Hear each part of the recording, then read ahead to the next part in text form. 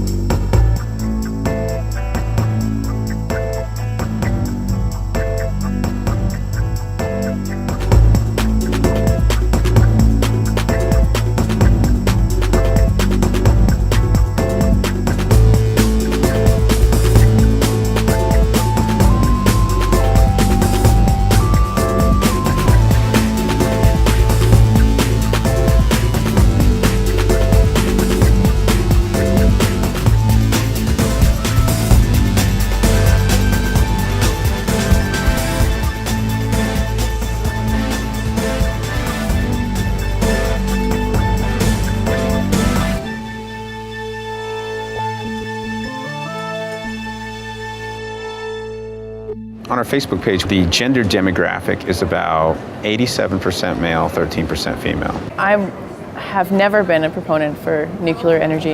It's because of the consumption, right? Because it allows us to continuously consume that I believe is unsustainable. Do you think other forms of energy will prevent us from consuming as much? If we're running out of it, yes. I think we will start to ration it and reuse things as opposed to just creating a new one. Well, what about solar and wind then? Sun will always shine, the wind will always blow. Those give us life support. Thin gruel of a diet of energy. Yeah. I believe we don't really appreciate what we have, and I only speak for myself. So you intuitively perceive wind and solar as being energy sources that are not on the same par with like oil and gas. In the scope that we are currently using them, and I think that if we amplify the scope of both wind and solar, then we're also going to be looking at larger destruction as well. So you recognize that wind and solar are environmentally invasive forms of energy generation. They take up a lot of area. Yeah. In order to prevent unacceptable levels of environmental destruction, limit how much wind and solar we put in. We'll have to use them in different ways, incorporating them within already existing structures. I actually looked at this with my own home about if I covered the house with solar panels, how much would I make? And the problem was it wasn't nearly enough. Their performance went down. Every single time I go on the roof to clean the solar panels, I'll be putting my life at risk. We have roofers. We have people that do that professionally. My brother's a roofer. It's a rough job. That's why a 21-year-old like him was out roofing roofs and making big money because he was putting his life at risk, just like the coal miners. You perceive it as a good thing to constrain energy supply, right? Yeah, I do. Going to a low energy lifestyle will almost certainly correlate to going to a lower quality of life lifestyle. While efficiency is worthy of being pursued and we could probably all knock 25% of our energy consumption out, that's not nearly enough to eliminate the need for fossil fuels. Elizabeth May, she may be saying, and I would probably agree with her, we should pursue more energy efficient lifestyles, absolutely. When you came to debate oil sands, tar sands development in Calgary, you set up sort of an expectation on what would be acceptable. You said certain return on energy efficiency. Some nuclear technologies that I think are quite promising, liquid fluoride thorium reactor. Our policy is very simple to understand, no nuclear. Is there more nuance demanded there? Concerns about nuclear energy can be addressed with future technologies. Since the Greens have a policy against nuclear energy, would we ever reconsider with some of the new technologies which are being discussed but don't yet exist? I guess the answer is of course. If Greens globally found some reason to reassess nuclear, but you only have a limited amount of money, you want to reduce greenhouse gases, so you want to apply the dollars in ways that reduce greenhouse gases the most while creating the most employment possible for that investment. We waste 60% of all the energy that's used in Canada, and that's because of inefficient building and transportation design. Our infrastructure is designed for cheap and abundant energy, so no surprise, there's lots and lots of waste. What you want to do is improve productivity with which we use energy. When you look through the whole hierarchy of choices and options that we have, and we have a long list of options that work quite well, nuclear energy is down the list because it's not terribly reliable. It's hugely expensive capital cost, very few jobs created, and it only produces electricity. And it's about 14 years from when you put the project forward to when it's built, and it's famous for cost overruns. The risk of accidents, long-lived nuclear waste that have to be kept out of the biosphere for over 250,000 years, the risk of nuclear proliferation for use in military terms. You don't even have to look at those issues for nuclear to fail. We should pursue more energy efficient lifestyles, absolutely. How far can we go though? Will it be enough to make it so that we don't need to have better and newer forms of energy generation? I don't think so. I don't think even close. and you don't see wind and solar as... We have been trying to put solar and wind online for decades. It is still on the order of about 1% of total energy production in the United States. Wind is quoted in terms of its capacity. Like you'll say, this is a 3 megawatt windmill. If I have a 3,000 megawatt nuclear plant, 1,000 of these windmills are equivalent to one of these. The wind is only blowing about 15% of the time, 1 out of 6. That correlation becomes absolutely meaningless now because one is running all the time and the other one is only running 1 out of 6 times. If you had a car and you thought, I'm going to go out and get in my car and turn the ignition and I have a 1 in 6 chance the car is going to turn on, how useful would that car be to you? The wind industry says, that's okay, Chelsea. You need to have 6 cars. Energy is all about reliability. Can we address those concerns by using batteries, which are making great advances with doing nothing more than a laptop? It's a very, very expensive proposition to use battery backup for the grid. It has not ever been able to be accomplished on a grid level before because of how much it costs to store a watt hour in a battery. You're not even looking at lithium ion, you're looking at cheap batteries. You're looking at like lead acid, really cheap batteries, because you're gonna need a lot of them. It's better to get a bunch of lousy ones than to get a few really good ones. If we had a high conducting, or what do you call them? Superconducting? Intermittent power from multiple sources. If you want to make a power transmission line, if you want to make the economic case pay off for it, you have to show how electricity is going to be thrown through that line almost all the time. Otherwise, it's not worth building. It costs too much money. So the idea that, okay, there's going to be a wind farm here, and there's going to be a solar array here, and there's going to be a wind farm over here, and one of these 3 at any time will be working, but we'll have power transmission lines to all of them. That's just nonsensical. People who propose that haven't run the numbers. People don't want to see power plants, power transmission lines. They will fight tooth and nail against power transmission lines. We need to have a reliable energy source that is close to where the energy is needing to be consumed. I know how you can get more women on board. Okay. Go on Oprah. Oh, how could I get in her book club? Many of you have been part of a class in nuclear science and the politics surrounding that. Thank you so much for joining me today. Thank you very much, Kiki. I'm glad to be here. You guys are a pretty techie group, right? There was a sign that talked about what hacking was about. There's such a thing as nuclear hacking. I'm very glad to be here with you today and be a part of this discussion. The answer is energy cheaper than from coal. All sorts of things that give us the advantage, and they're all based on energy. Based upon the assumption that we're willing to only sacrifice 160 million people's lives to sea rise, climate change, and so forth, then January 2011, we need to start reducing CO2 emissions by 4% a year. Well, are we doing that?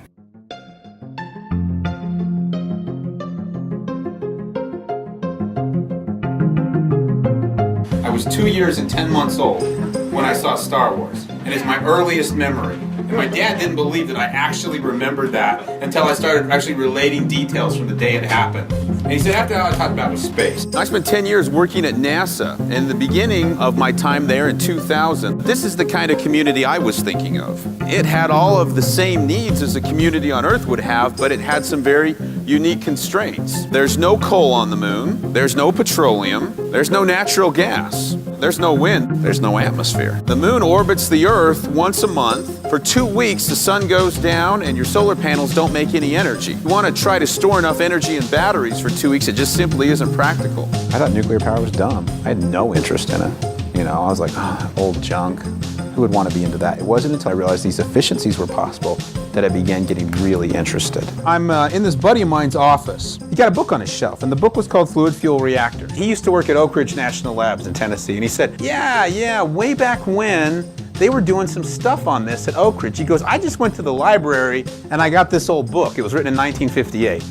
And he said, I've been meaning to look through it. I kind of knew a little bit about it, but not very much. So I took the book home, big old thick book. It was like 1,000 pages, struggling really hard to try to grasp the nuclear concepts in the book. But it was intriguing enough to me, and it seemed really different than the kind of nuclear energy we had now. And they also mentioned in this book a lot about thorium. I was like, dude, what the heck is thorium? But I was intrigued enough that I began researching as much as I could. I was reading online. I was reading blogs, especially Rod Adams. Taxpayers in the United States sent me to sea on submarines. I've lived in an environment that was 100% nuclear powered. It's something that people just don't hear about. Nobody in the world knew that a self-sustained fission chain reaction was even possible up until somewhere around 1938. Very few people understand all the options that are available in nuclear energy. Now with liquid fluoride thorium reactors, no high-level waste material is generated, and it can also reduce stockpiles of existing waste.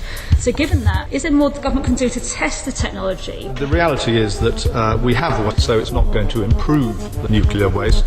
Please forgive my ignorance, but what is thorium? If only my O-level science teacher could see me now. It is named after the Norse god Thor, and I know the noble Baroness will be pleased to know that it's diamorphic. There are all sorts of other facts that she can find in Wikipedia, as indeed I did. My lords, my lords, my lords. The Department of Energy cited my website as the single technical source for the molten salt reactor in their Generation 4 when they first published it. People said, well, that's quite an honor. No, it's actually very pathetic because I'm Joe sitting in my garage doing a website, and this is the single technical source you came up with. Does the administration understand all the options available? No. Does anybody really understand clearly the fact that nuclear energy is a completely disruptive technology? The liquid fluoride thorium reactor, and I saw some of you kind of smile when it brings up, and that does concern me a little bit. What are you hearing about LFTR that's not? What are you hearing about the molten salt reactors that's not there? I would really be surprised if our leadership knows about this. I don't think they read blogs. The fact that we have an internet today is going to ultimately make the difference. You know, we had Bronze Age, and we had Iron Age, and we had the Industrial Revolution. I really think hundreds of years from now they'll say there was a thorium age that began. Let me tell you how this stuff was discovered. There was a guy named Glenn Seaborg who worked at Berkeley Labs in California in 1942. This was a guy who had discovered plutonium.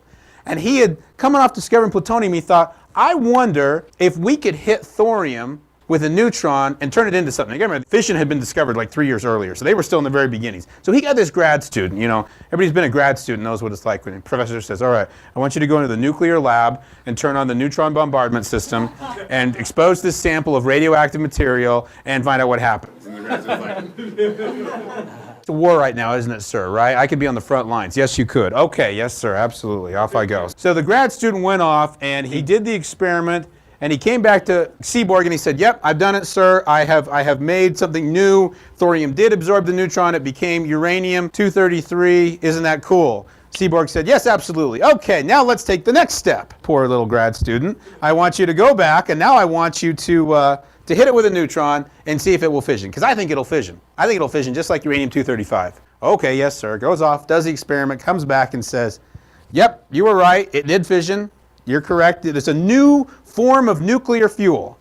And Seaborg popped the really, really, really important question. He said, now I want you to go figure out how many neutrons came off when it fissioned.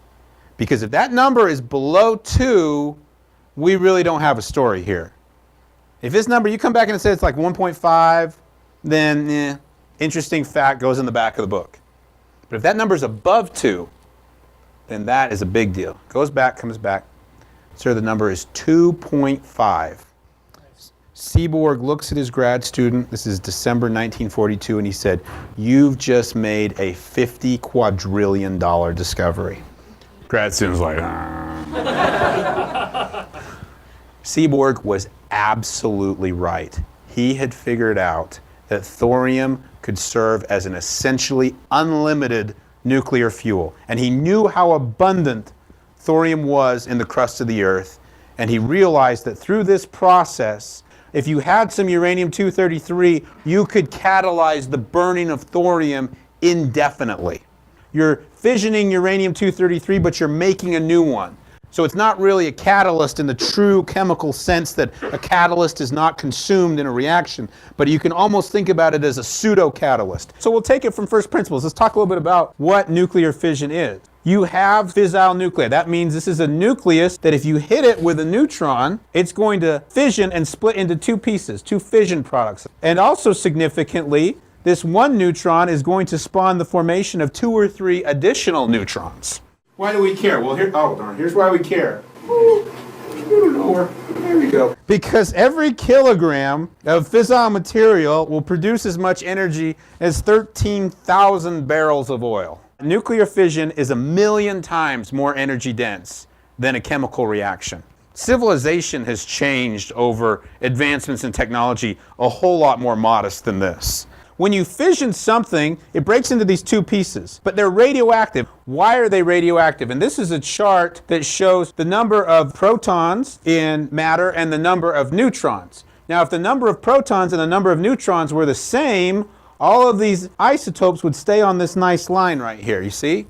But they don't do that. At the beginning, it's a roughly equal number of protons and neutrons, but as they get heavier, they definitely get on the very neutron-rich side of things. So you see these black dots, those are the stable nuclides, and all the other guys are radioactive. The strong nuclear force is holding the nucleus together. The protons are pushing the nucleus apart. Okay, the protons are all positively charged. They want to rip the thing apart. The neutrons are adding more of that strong nuclear force glue, holding everything together, and they're not adding more of the push it apart stuff. Way down here are uranium and thorium, and they have about 1.5 times as many neutrons as protons. When you bust them in half, the two pieces that you get inherit that ratio, but it's the wrong ratio for them. They're over here. They want it to be more like 1.25 instead of 1.5. They have too many neutrons. Nature has a nifty process for fixing this little problem. It's called beta decay. A neutron essentially turns into a proton and it spits out an electron. When you fission a nucleus, why is what you get out radioactive?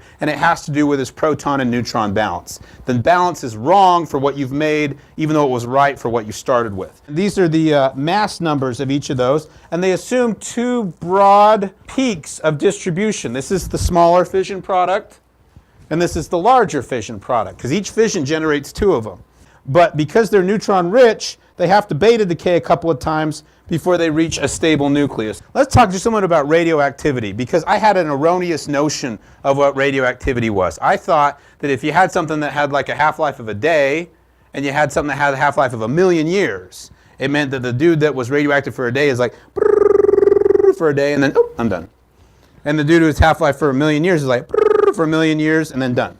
Okay, so you go, well, which one of these is more dangerous? Well, definitely the one that's got a half-life of 1,000,000 years, because that's got to be like radioactive forever, and the dude that's radioactive for a day, that's not a big deal, right? Completely wrong. Okay, utterly backwards. The dude who's radioactive for a day is really, really radioactive. The dude who's radioactive for 1,000,000 years is hardly radioactive at all. Which one of those two is more dangerous? The one that's radioactive for a day, by a long shot. Okay, so your radioactivity is directly and inversely proportional to your half-life. So all these guys who have real short half-lives, very, very dangerous. But they're going away real quick. This guy, 2.3 million years, no problem.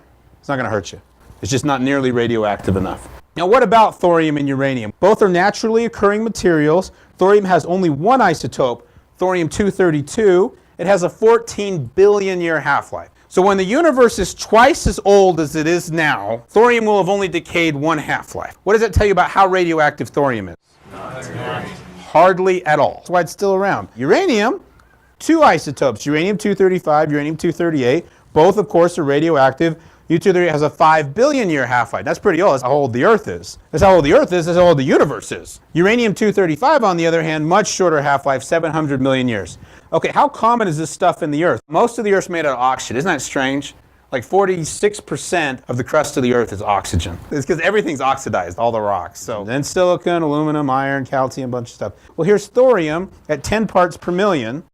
But there's other stuff that we think of that's even less common. Beryllium, tin, tungsten. Here's uranium, 2.5 parts per million. Tungsten, molybdenum, mercury, silver. No surprise, where's gold? That's why girls want you to give it to them. Now let's say we were looking at uranium-235 as if it was its own thing. It's less than 1% of uranium. It's about 0.7% of uranium. You can see that uranium-235 is like on par with the abundance of silver and platinum.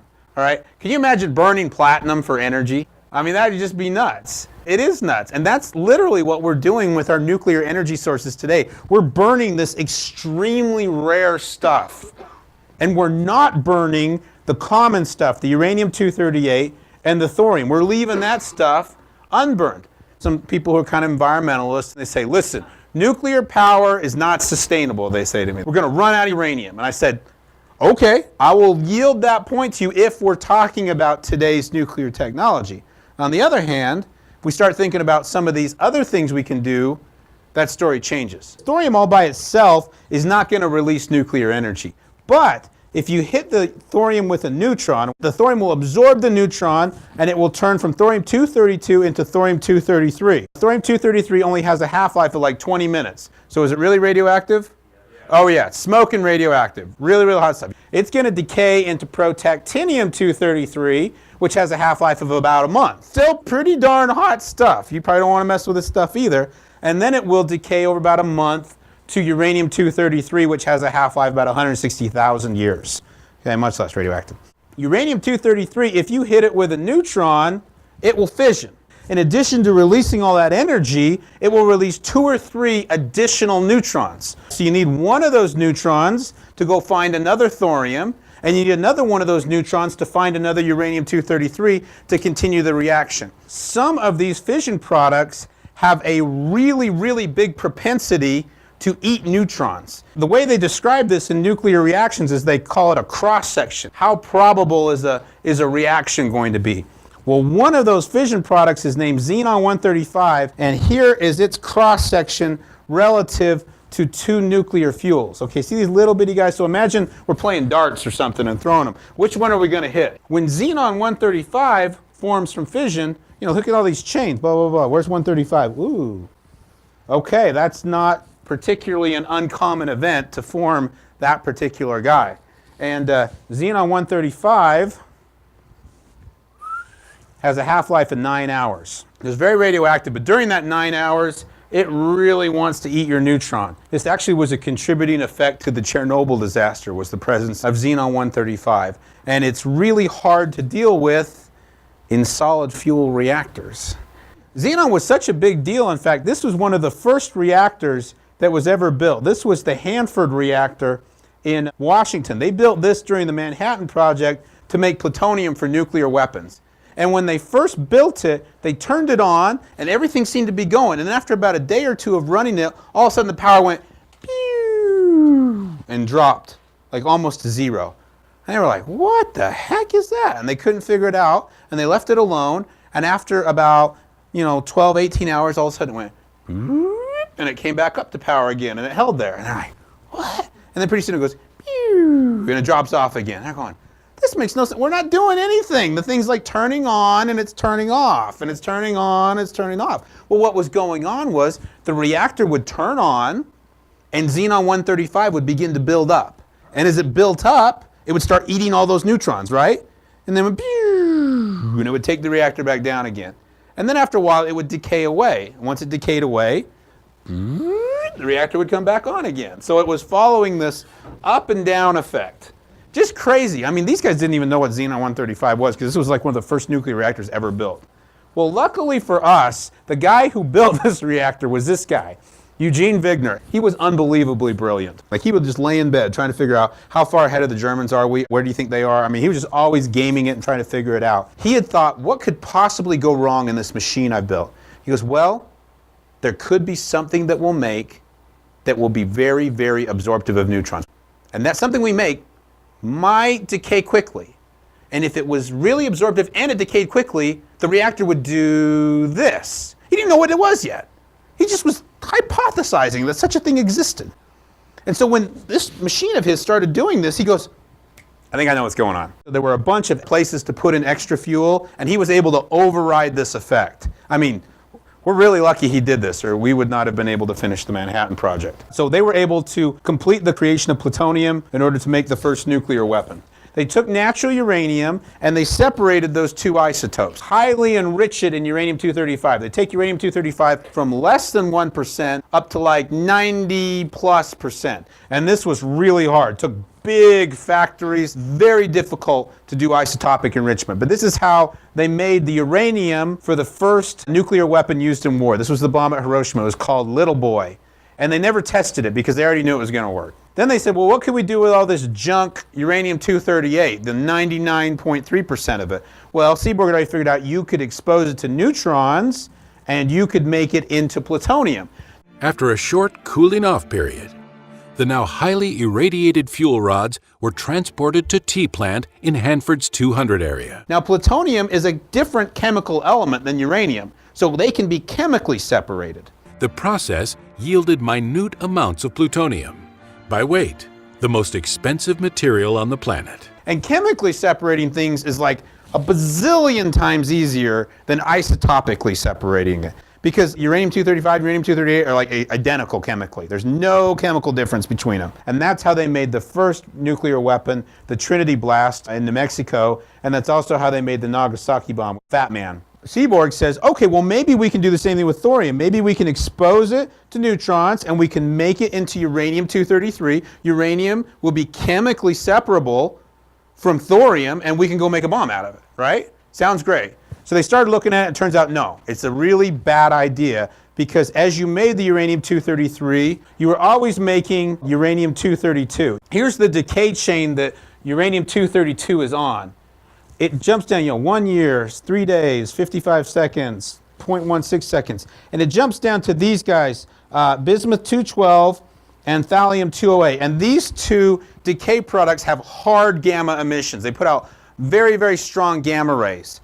And these gamma rays are super bad news if you want to go and build a practical nuclear device because number one, they kill you when you work on them. Number two, they tell everybody who's got a gamma ray detector where the stuff is. So really quickly they were going, okay, we can work with uranium-235, that seems okay. We can work with plutonium, that seems okay. But this uranium-233 stuff, that's bad news for making a nuclear weapon. Thorium was just set aside as a potential nuclear weapons fuel all during the war. Well, after the war, they picked up on this again because now they were thinking, let's talk about making power instead of making nuclear weapons. This is a chart that shows absorption propensity of each of these different nuclear fuels as a function of neutron energy. Okay, this is what's called thermal energy. This means they've been slowed way down.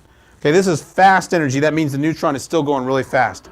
Look how much bigger the cross sections are in thermal than they are in fast. Okay, well, what's this guy down here? This is fast times 25. So I've taken this row, because you can barely see it because these little bitty dots, and I've blown it up by a factor of 25 so you can see some proportions here. The red means that it's going to absorb the neutron, and the blue means that it's going to absorb the neutron and fission. So what you want blue. Big blue is good. You want lots of blue, because when you hit these dudes with a neutron, you want them to fission. Okay, well look at plutonium. Wow, big target, right? But 1/3 of the time, it's just going to eat the neutron in thermal fission. That's not good. On the other hand, in fast fission, look at that. Wow, was going to fission almost all the time. We like that. But look how tiny, how many of these little dots are we going to need to add up to this size? We're going to need a lot. How much energy did the neutron have that you smacked the nuclear fuel with? Okay, how much energy did it have? And then how many neutrons did you kick out when you smacked it through fission? Those little bitty dots, they're up here in this part of the curve. Okay, this is the fast region. This is the thermal region. Well, in the thermal region, look who's doing the best. Look at uranium-233, about 2.3. Okay, look at plutonium. It's that dip below 2 right there. That's what makes it so you cannot burn up uranium-238 in a thermal spectrum reactor, like a water-cooled reactor, like a CANDU or a light water reactor. You just can't do it. So they looked at this and they said, man, we just can't burn uranium-238 in a thermal reactor. It just can't be done. These guys are undeterred. They said, well, here's what we'll do. We'll just build a fast reactor because look how good it gets in the fast region. Wow, it gets above 2, 3. Wow, this is really good. So this was the genesis of the idea of the fast breeder reactor, a reactor that was based around having fast neutrons and plutonium fuel. But uranium-233, on the other hand, okay, yeah, it gets a little better in the fast, but dang, it's still pretty dang good right here in the thermal. Big targets, a lot easier. Everybody who was pushing thorium said, we like thermal. This is the kind of reactor we want to build. And everybody who was pushing plutonium said, no, we want a fast reactor. That's the only way to do it. Well, what did we really do? We didn't do either one of these. In reality, all our reactors today are burning uranium-235, which is like burning platinum, Very, very, very rare. So we didn't take either one of these paths ultimately, but I want to tell you, this was the great division in the beginning. Is it going to be thorium or is it going to be plutonium? Wigner was not successful in convincing the bulk of the nuclear community to take the thorium approach. They, by and large, said, we're going to go the plutonium route. And one of the reasons why was they had developed a great deal of understanding about plutonium from the weapons program. They had made the stuff, they had worked with its chemistry, they'd made fuel out of it. They go, we get this. Thorium, we haven't really messed with thorium. You know, it would be like starting over. So that propensity there was to go and do what you already knew how to do. And the plutonium was so much better developed than the thorium. So Wigner was not terribly successful in making converts in the nuclear community. But he did make one convert, this guy, Alvin Weinberg. He was his student during the Manhattan Project. Weinberg got it. He got the big picture. We need thorium, we need thermal reactor, we need liquid fuel. I see it. I see what we got to do. Weinberg got a job offer to be the director of Oak Ridge National Labs in 1955. He was 35 years old. He was a year younger than I am. I'm sitting there going, dude, when Weinberg was my age, he was running Oak Ridge National Lab. What am I doing? I'm in a basement somewhere. I'm just kidding. It's not my mom's basement, so I feel better. So he goes to Oak Ridge, and Wigner said, Alvin, you got to go there because you got to go see if you can make this thorium work. It's that important. And Alvin got it. Here was a quote from his book. He said, until then, I had never quite appreciated the full significance of the breeder. And when he's talking about breeder, he actually means the thorium reactor. But now I became obsessed with the idea that humanity's whole future depended on the breeder. The idea that if you don't go and access the energies of thorium, we're not going to make it. We can't make it on the uranium-235.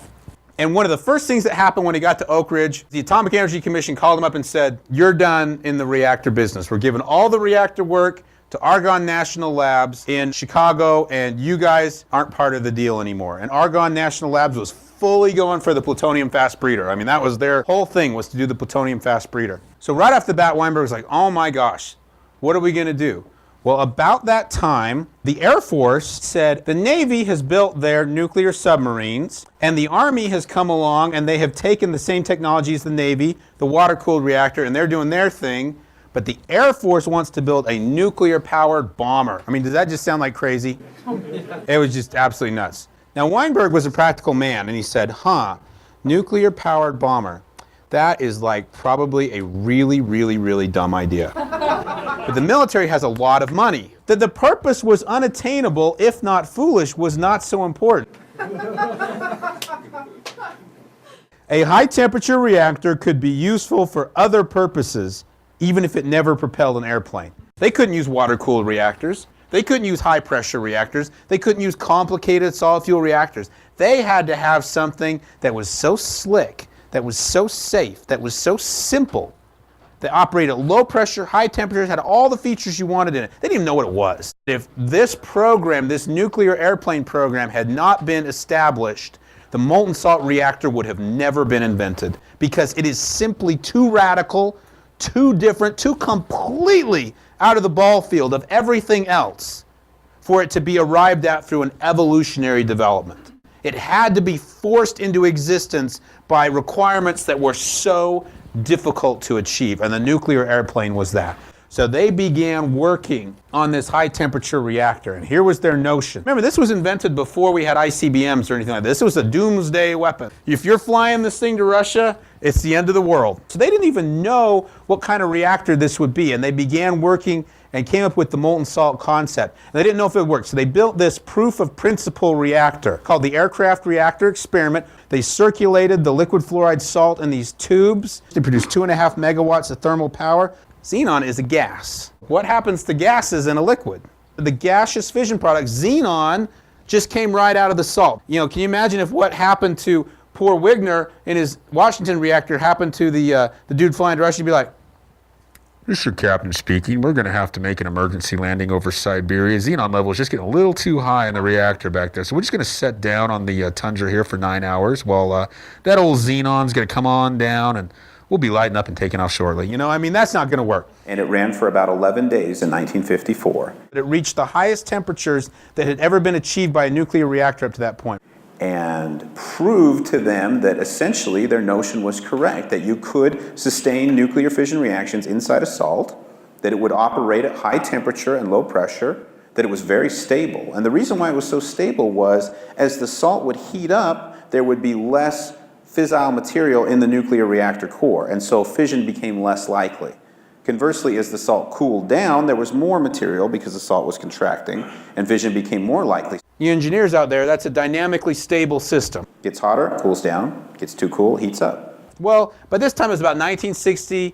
ICBMs were going great. We'd perfected air-to-air refueling. The Air Force was going, oh man, I don't think we really need that nuclear bomber anymore. And Weinberg petitioned the Atomic Energy Commission in the United States for money, and he got a little bit. He got enough to build a demonstration reactor. It was supposed to be less than 10 megawatts, and they built it. It was called the Molten Salt Reactor Experiment. It ran from 1965 to 1969. It turned out that thorium was a great fit in this reactor. This is what's called a two-fluid molten salt reactor design. What is molten salt reactor in relation to lifter and vice versa? Lifter is a molten salt reactor. All lifters are molten salt reactors, but not all molten salt reactors are lifters. You've got this core fluid, a lithium beryllium salt with uranium tetrafluoride in there. Now what you want to do is you want to move that fuel you've made from the blanket into the core. And here's how you do it. You take a stream of this blanket salt off and you put it in this fluoride volatility column.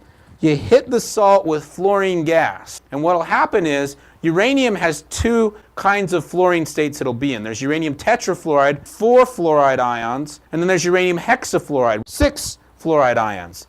Uranium hexafluoride is a gas, uranium tetrafluoride is in solution. If you hit it with fluorine, it will start to bubble out of the salt, just like bubbles in your pop. And that's great, because this is a neat trick. This is a way to get your uranium product to come out of the blanket and leave everything behind. This wouldn't work if thorium also had this same trick. If thorium would turn into a hexafluoride in a gas, we'd be up the creek. This is one of these little miracles of nature. So you can sit there and pound thorium with fluorine all you want. It's not going to change. It's going to stay in solution. But the uranium will come out as uranium hexafluoride, a gas. Well, now you need to move it into the core salt. So you bring a stream of core salt over here, and you introduce this uranium hexafluoride here, and now you hit it with a little hydrogen gas. The hydrogen will say to UF6, hey man, I want those 2 fluorines a whole lot worse than you do. UF6 gets stuck up at the gas station, has to give up 2 fluorines, and drops from UF6 back to UF4. Whoop, it's in solution now. So now you've just refueled your core salt with uranium tetrafluoride. So cool trick, huh? You're continuously refueling your reactor all the time. You're always refueling the core with new uranium-233, and uranium-233 is being consumed, but the neutrons from the fission are making new uranium-233. Okay, well, out of the top of this column comes hydrofluoric acid, HF. You send that down to this electrolyzer unit, and you hit it with some electricity, and the HF will split into hydrogen gas and fluorine gas. And guess what? Now you've regenerated your 2 reactants. So your fluorine and your hydrogen are ready for duty again to make this trick work.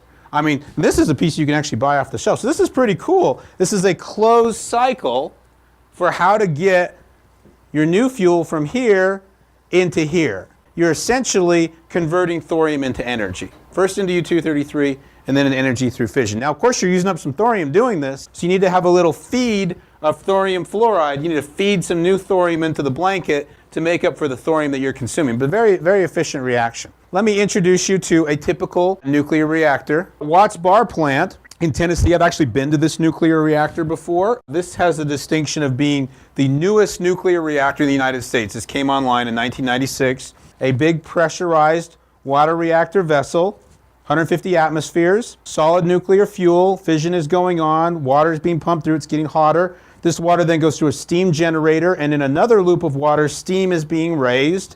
It goes to the turbine, spins the turbine, which spins the generator, makes electricity. This is the steam turbine. And when I was at Watts Bar, this is the part I got to go see. There was not a skitch of dust on anything. Now, if any of you have ever been to a coal plant and seen the same steam turbine, because they use the same technology to coal plant, it's nothing like this. A coal plant is dirty, it's smelly, it's filthy, and it's dripping. This thing was almost antiseptic in the way it looked. Is there a need for that? I don't know. So I'm standing next to this machine. You can't really see a person. I mean, you're about yay high here, right here.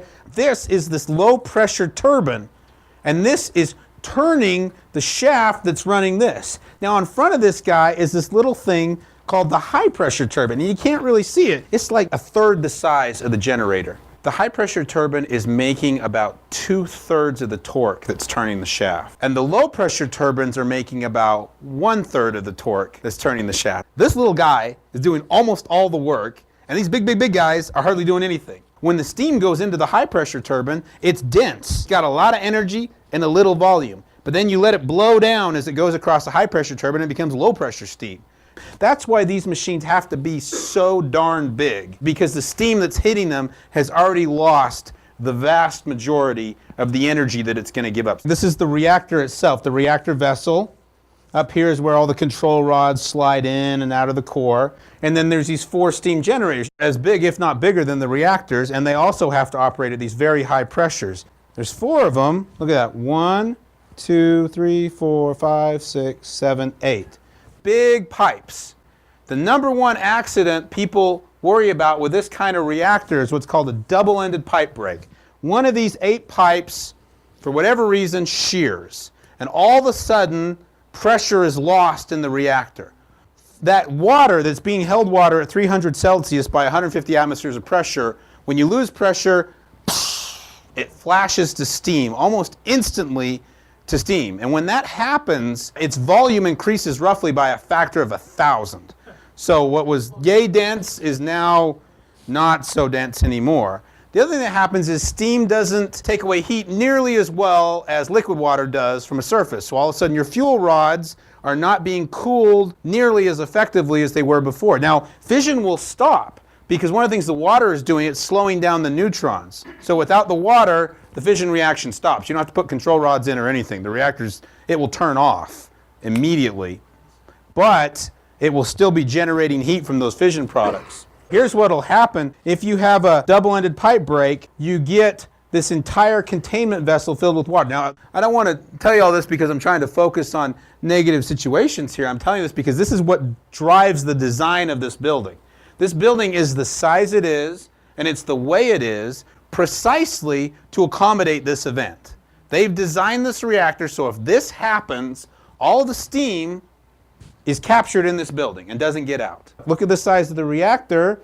Look at the size of the containment building. It's huge. It's much, much, much bigger than the reactor, and that's all driven by that 1,000-to-1 difference in the density between steam and liquid water. Now, if this happens, you have to figure out a way to get water back on the fuel rods to cool them.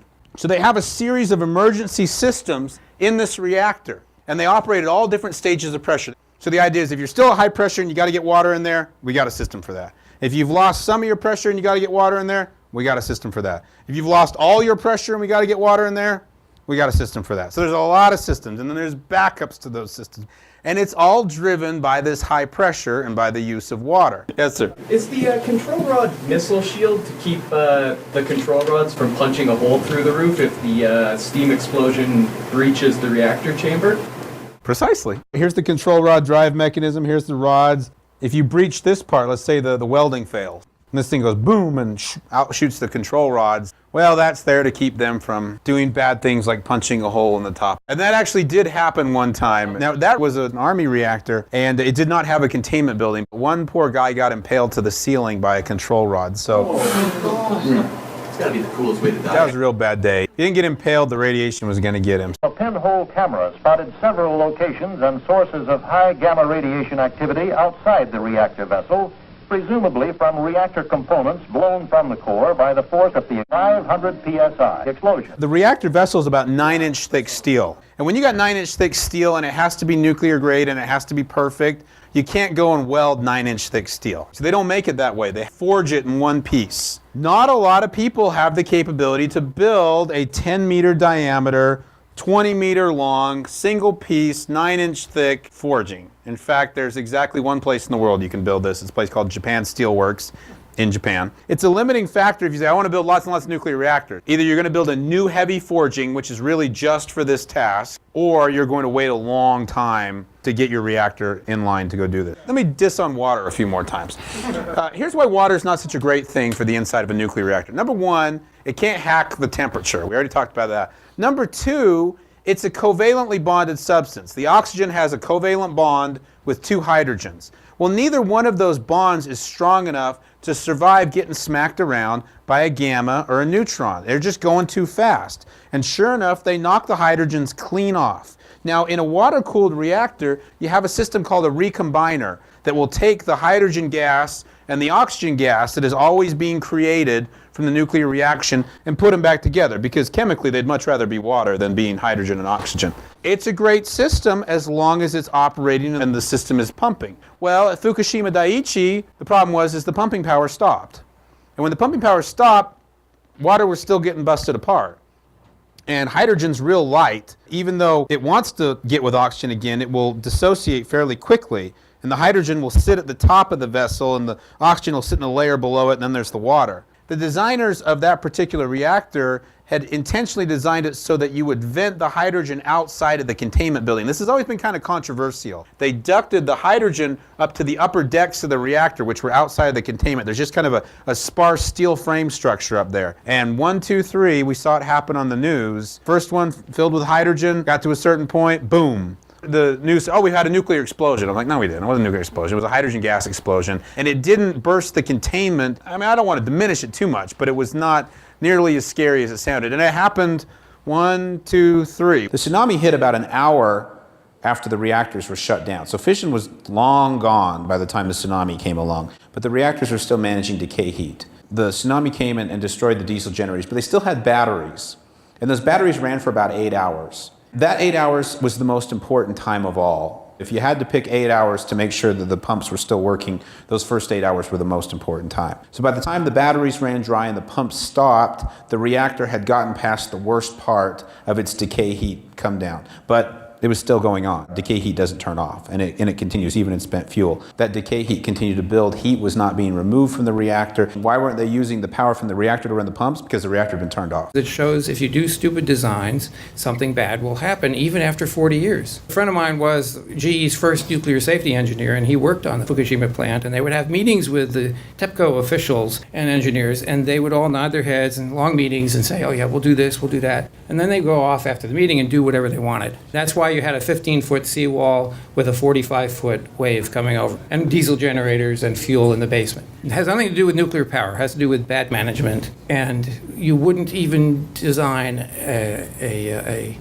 simple factory the way that was designed. I'm sure you can talk to the Japanese representative here about TEPCO's management getting kicked out years ago for fraud and other things. I mean, they've had a history.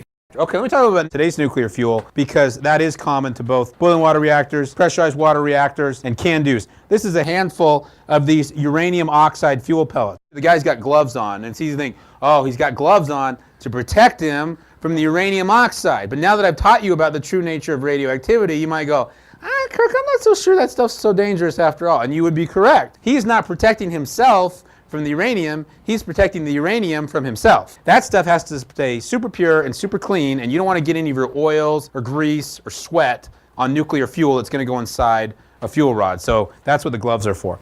So they take these fuel pellets and they slide them down these zirconium tubes, and they actually will segregate the pellets along the length of the fuel assembly according to enrichment. They'll put the most enriched ones in the middle, and then they'll kind of decrease the enrichment along the length of the fuel assemblies.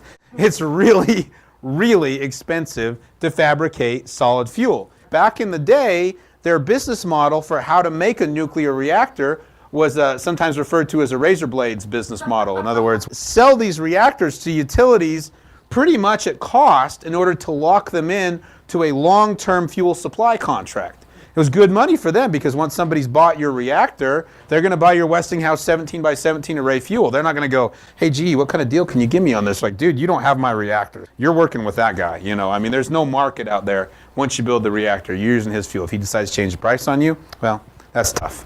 Here's the reactor. It's got its lid off, and then they'll fill the whole thing up to a level with water. So they make the whole thing into like a swimming pool. Fill this whole thing up with water, because the water is radiation shielding. And they take the fuel assemblies out and they put it in the spent fuel pool. This is what they have to do about every 18 months to the reactor. They'll take out about a third of the fuel, and then they'll load in about a third new fresh fuel, and then they'll reshuffle the fuel that's already been in there. They'll move it kind of from the center out to the periphery.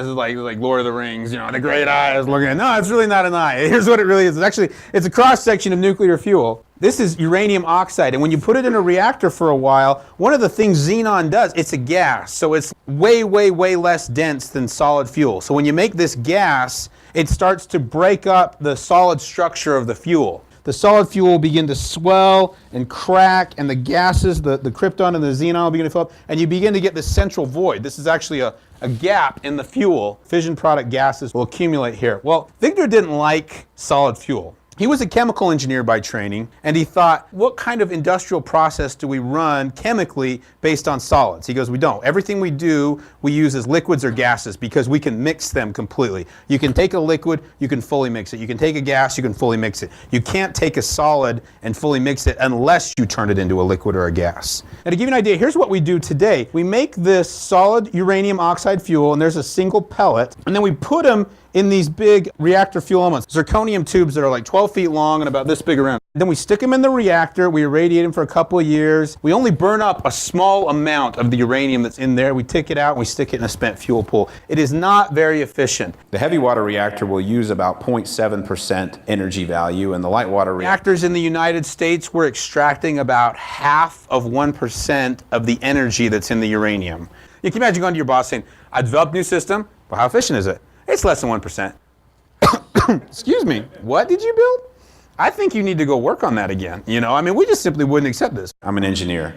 If you're that far off 100%, man, I want to get a whole lot closer. And Weinberg did too. They wanted to get to nearly 100% of the energy utilization. The molten salt reactor experiment was the core part of it. They didn't have a blanket around it. They just wanted to see, can we get this first step to work? And they were successful. After they completed the molten salt reactor experiment, they went to the Atomic Energy Commission. They said, hey, gee, can we have some more money? We'd like to go now and build the real thing. We'd like to build the blanket, and we'd like to hook a power conversion system on and make electricity. And they felt like they'd shot the moon.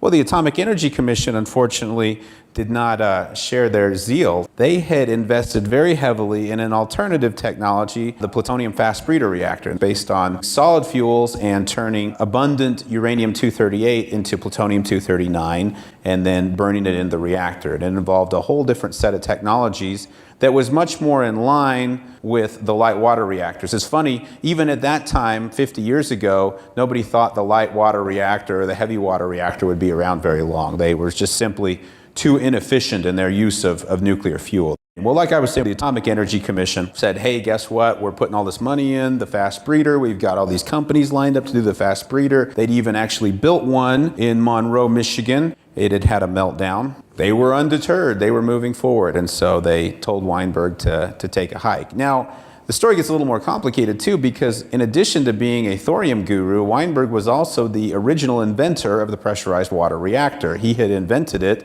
and gotten his patent for it in 1947. So it was a little bit of a tricky thing to have the inventor of the light water reactor advocating for something very, very, very different. And got a little worse than that too, see, because Weinberg never really was crazy about the light water reactor. He didn't like the fact that it had to run at really high pressure. There would be an accident someday where you were not able to maintain the pressure or keep cooling it. There could be a meltdown. There could be a release of radioactivity. Does any of this sound familiar? And he was making enough of a stink about this that there was a congressional leader named Chet Holofield, a member of the Joint Congressional Atomic Energy Committee, who told Alvin Weinberg, he said, if you're so concerned about the safety of nuclear energy, it might be time for you to leave the nuclear business. He wasn't questioning the value or the importance of nuclear energy. If anything, he was far more convinced about that than anyone else. What he was questioning whether had the right path been taken in the development of nuclear reactors. And he was particularly well suited to make that question because of his role as the inventor of the predominant technology. So he was quietly shown the door. After he left Oak Ridge, you can imagine things did not go well for the research team. The Atomic Energy Commission commissioned a report, WASH 1222. I like to call it Whitewash 1222 because they really nitpicked on three very, very, very small issues about the reactor. And they said, look, big problems here. I don't think we can go forward until these are resolved. When it came time to talk about the safety and the performance of the reactor, There may be some safety advantages that haven't been quantified yet regarding this approach, but we just really can't be sure about that. So, and I just burns me up because I think big mistake the United States made in walking away from this. So they put all their chips on the fast breeder reactor, and that didn't work out too well for them. They started building one in Tennessee. The program ended up getting canceled by Carter in 1979 and was briefly resurrected by Reagan in 1981 and then canceled again. So that's what happened to the fast breeder reactor in the United States. A couple other countries kept going with it. The French went with it. In the 80s, they built Phoenix and Super Phoenix, and then they ended up shutting down their fast breeder too. And the Japanese tried it, and they had several, but one called Monju, and it had been shut down since the mid-90s. And then a few months ago, they turned it back on again, and then somebody dropped a crane in the liquid sodium, and then they shut it off again. So, everybody's tried the fast breeder reactor. I think the Russians are trying it. I have some good friends in the nuclear industry that are very big advocates of the fast breeder reactor. The common name for it now is the integral fast reactor. I'm not the biggest fan of a reactor that's full of liquid sodium. If any of you are chemists in here, you probably recall sodium has a great affinity for just about everything.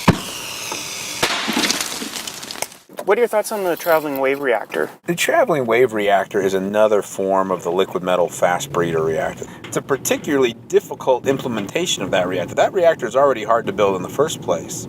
With the traveling wave, they make it even more complicated by saying, we're going to leave the fuel in the reactor for the lifetime of the reactor. Physically propagate this deflagration wave, a nuclear conversion and burning wave. Why on earth would you take such a hard reactor and make it even harder? To what end? What is your goal? And all I've been able to read as far as their goal is that they want to never have to recycle or replace the fuel. And at the end of their life, their concept is to just bury the thing in the ground and leave it there. And I'm thinking, you don't leave a bunch of plutonium in a pool of liquid sodium underground for an extended period of time. That is a bad disposal option. They've attracted Bill Gates, who of course is an extremely wealthy man. If Bill Gates wants to save a lot of money, he can get in touch with me, and I think I could talk him out of traveling wave. He won't return my calls. No. Don't feel bad. I used to be so into fusion, especially helium-3 fusion, mining the moon. Oh my gosh, I read so many books about that stuff. Fusion is magical. If we can make that happen, it would be magical. I took this fusion class when I was at Georgia Tech, and I'll never forget it. And we started studying, and I go, man, this is really hard. Charged particles don't want to get near each other. Bare nuclei are both charged, positive charged, they want to avoid each other. And my professor had this really great way of putting it. He says, it's like going to the mini golf. He says, you know how the mini golf, you got the volcano, and the volcano's got the hole at the very top, and you've got to putt your ball in a way that it goes all the way up the side of the volcano and whoop, falls in the hole. He goes, okay, that's like fusion. The ball is like a nucleus, and the volcano is the scattering effect. So anytime you want to have a nucleus go to another nucleus, it scatters. It rolls up the mountain and it rolls down the side, or it rolls up here and rolls down. And only when you just perfectly get it on the right angle does it go in the volcano. Now the problem with fusion, he goes, you can't steer the ball. You have to have enough temperature so that it can make it all the way up the side of the volcano and fall in. And then you have to have enough balls, because you can't steer them, that they're there at the mini golf park. That's density. And then because they're flying all over the place, you've got to make sure there's a fence around the mini golf park so they don't get away. That's confinement. So he said, those are your three things: density, temperature, and confinement to make fusion happen. I said, dude, that's really hard. So I came up with another analogy. I said, so I guess fission would be like the mini golf park, except now the volcano is flush. The hole is about this big around. The balls are going slow, and every time the ball goes in the hole, 2 more balls come out. And he goes, yeah, that's pretty good. And I've looked at focus fusion, I've looked at steam piston fusion, I've looked at D-helium-3 and P-boron and all these other kind of things, and I'm still going, I'm just not buying it yet. You're saying what business case is in there. That's what you're saying. It's just so darn hard. I mean, a fusion reactor is a big vacuum tube at 10 keV, which is like 15 trillion degrees. And then inside this is superconducting magnets that are held in liquid helium. All of this is jacketed in a lithium blanket that will breed megacuries of tritium, which will then be injected into this reactor, which is driven by these giant neutral ion beams. I mean, it's like, oh my gosh, could we make this thing any more complicated than it is? And even then, you can't hold the confinement for more than a few microseconds in the tokamak configuration, which is the most favored and desired. Thorium actually a little bit more, down to earth. If you go to the liquid form, force yourself to make that technology commitment. 50 years from now, people are going, of course, that's the answer. Fusion is so hard that we can build a fusion reactor and we can have 100 PhDs working on it. Fission is so easy that we can take a couple of kids out of high school, train them for a few months, and they can be running a nuclear submarine. I want to build a reactor to bring energy from oil sands. This would be the perfect opportunity. Well, if we have a reactor like this, do we need the oil sands?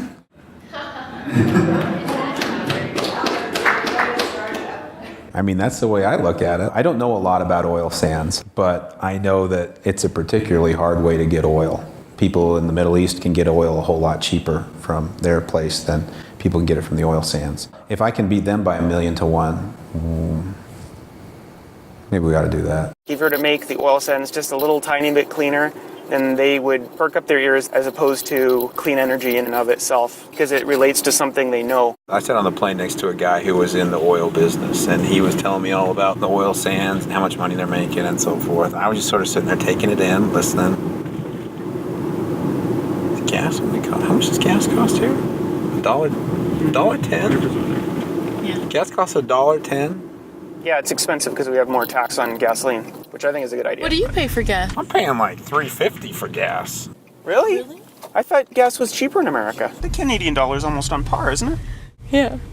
Oh, you're only doing it in liters. Do we pump your car with gas and go, I just pumped 12 gallons of gas into my car. Do you know how much napalm that would make? If I dropped that on a village, I would kill 5,000 little children. You know, I mean, you're like, no, of course not. I'm going to get my car, I'm going to drive 300 miles on it. I mean, it's all about what you do. None of this stuff is inherently good or bad. It's what you decide to do with it. You know, one of the things that doesn't earn me a lot of friends is the notion that when we talk about, oh, so-and-so can enrich uranium, I go, no offense, but who are we to tell anybody what they can do? You know, I mean, uranium's uranium.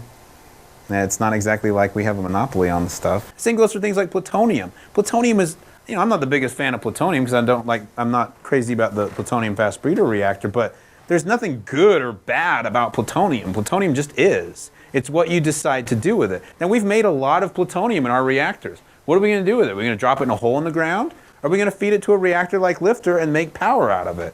I think that's a whole lot smarter thing to do. The other day I was debating some anti-nukes, and they were getting on Lifter because they said, oh, this is going to use uranium, you know, from nuclear weapons. And I said, I think you guys would be all over that. You know, take nuclear weapons, take them apart, take the uranium out, burn it up, make electricity. You want to leave it in the bomb? What do you want to do with it? The Navy's as many reactors as we have in the civilian world. Think about the security posture that the U.S. would have if we didn't have this nuclear capability. Submarines can stay underwater and go under the polar ice cap. If you look at the ground forces today, we seem to be using a lot of energy. People wonder, you know, whether we could cut that down. The energy is used for good purposes.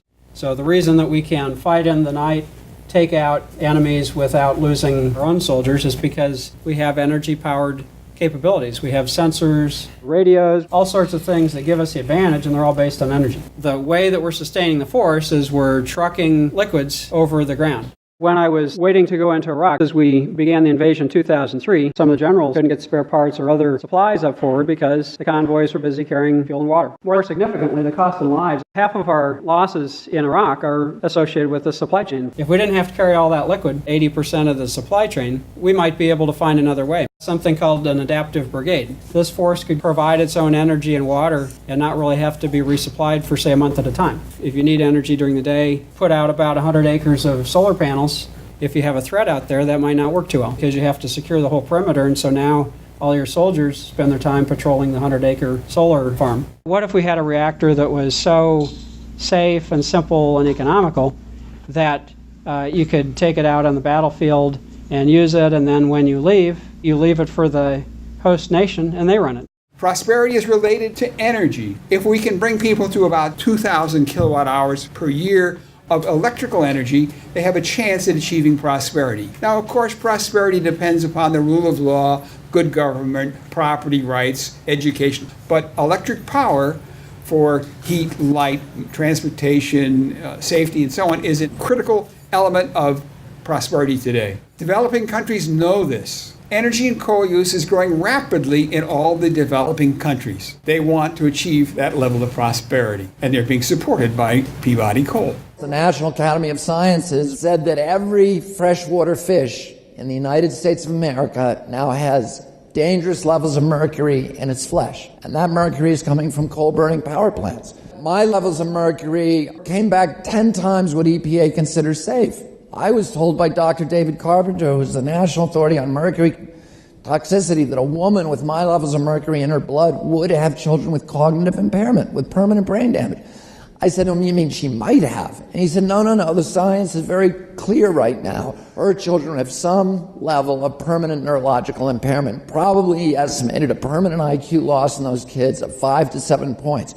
There are now 640,000 children born in this country every year who've been exposed to dangerous levels of mercury in their mother's wombs. Ozone and particulates from coal-burning power plants kill 60,000 Americans a year. 1 million asthma attacks, 1 million lost workdays every year. You know, that's part of the cost of coal that they don't tell you about when they say, oh, it's only, 10 cents a kilowatt hour. Both light water reactors and CANDUs do not use very much of the energy in the fuel, and they leave behind two classes of materials. One is the actual fission products. That's what happens when you fission the stuff. Then there is what's called the transuranics. That's what happens when the uranium absorbs the neutron and doesn't fission. It turns into plutonium, americium, and curium, and a few others. Most of it's plutonium. I mean, the overwhelming majority of transuranics are plutonium.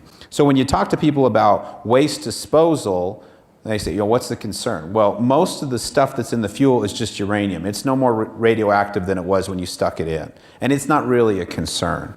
And the fission products, they are very radioactive when they're created, but they decay rather quickly. They don't really have long-term radioactivity. They just decay too fast is the deal. There are a few of them that have very long half-lives, but that means their radioactivity levels are extremely low and they just don't really pose a hazard. The real challenge with spent fuel management is the presence of those transuranics, plutonium, americium, curium, because they have moderate half-lives and they have complicated decay chains. When you're looking at like a Yucca Mountain or a disposal site, you go, what are we going to do with that? Well, the basic advantage of LFTR over that approach is we don't form those transuranics. We burn up essentially all of the fuel in this process because we don't remove fuel from the reactor until it's a fission product. General idea is you don't want uranium or thorium or anything else to end up in your waste stream, and that's a pretty straightforward proposition in this fluid-fueled reactor. So our waste story is a lot different.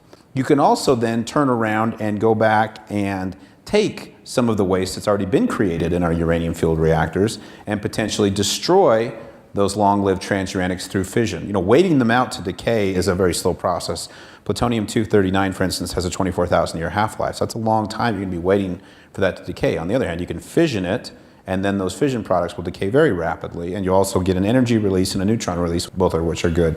1,000 kilograms of U-233, which is roughly what we've got. 90% of that will fission. We can make about $500–600 million in the electricity, another $50 or $60 million on the fission of the uranium-235. Almost all of it will ultimately end up fissioning. Out of about 1,000 kilograms, about 15 kilograms of plutonium-238 will be left over. Now this is good stuff.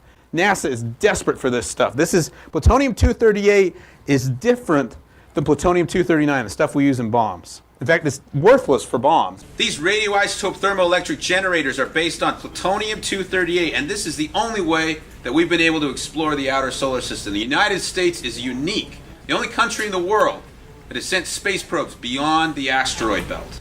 And it's all been based on having this technology. Short answer, we're out of the stuff. It's gone. We've used it all up. The Russians used to sell us some. They've sold us all their inventory. It's gone. NASA's got billions of dollars of deep space missions hinging on having enough of this stuff to run the batteries to let the thing call home. We will be able to make this in LFTR. If you've heard sometimes about us saying we burn up 99% of the fuel and there's 1% left, the 1% left is that stuff.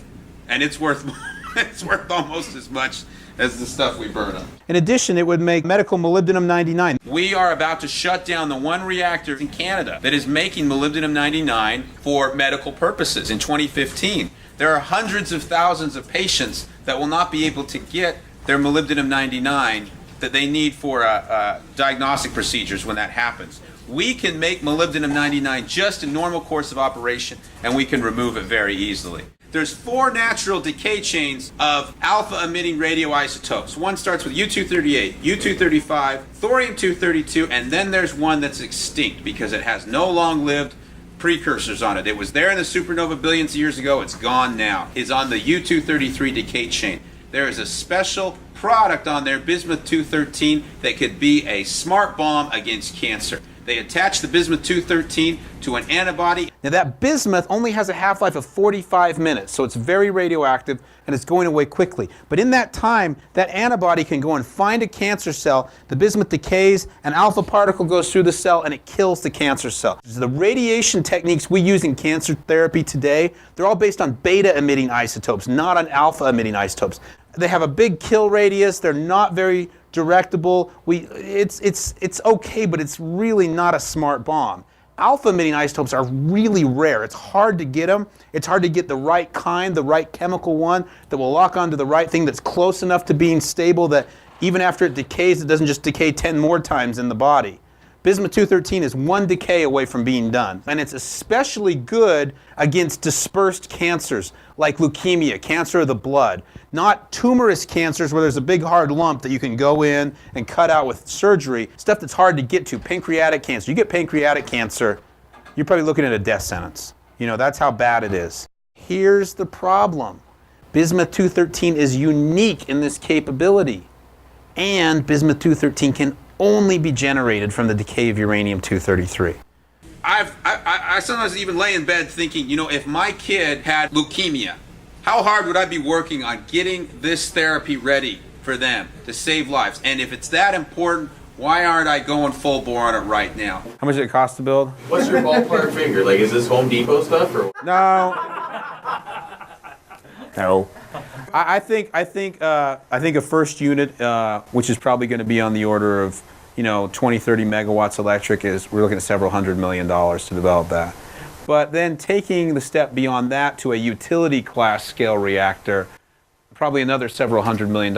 I mean, you're probably looking at $1 billion to bring this up to utility class. But when you consider what it's going to do, that's really not all that much money. Now, a lot of it is the engineering, and then the regulation is a huge question mark. It's actually not a lot of money, in a sense. I've learned it's not about the number, it's about the uncertainty on the number. You can go to an investment bank right now and you can say, I want to build an oil drilling platform and it's going to cost $12 billion.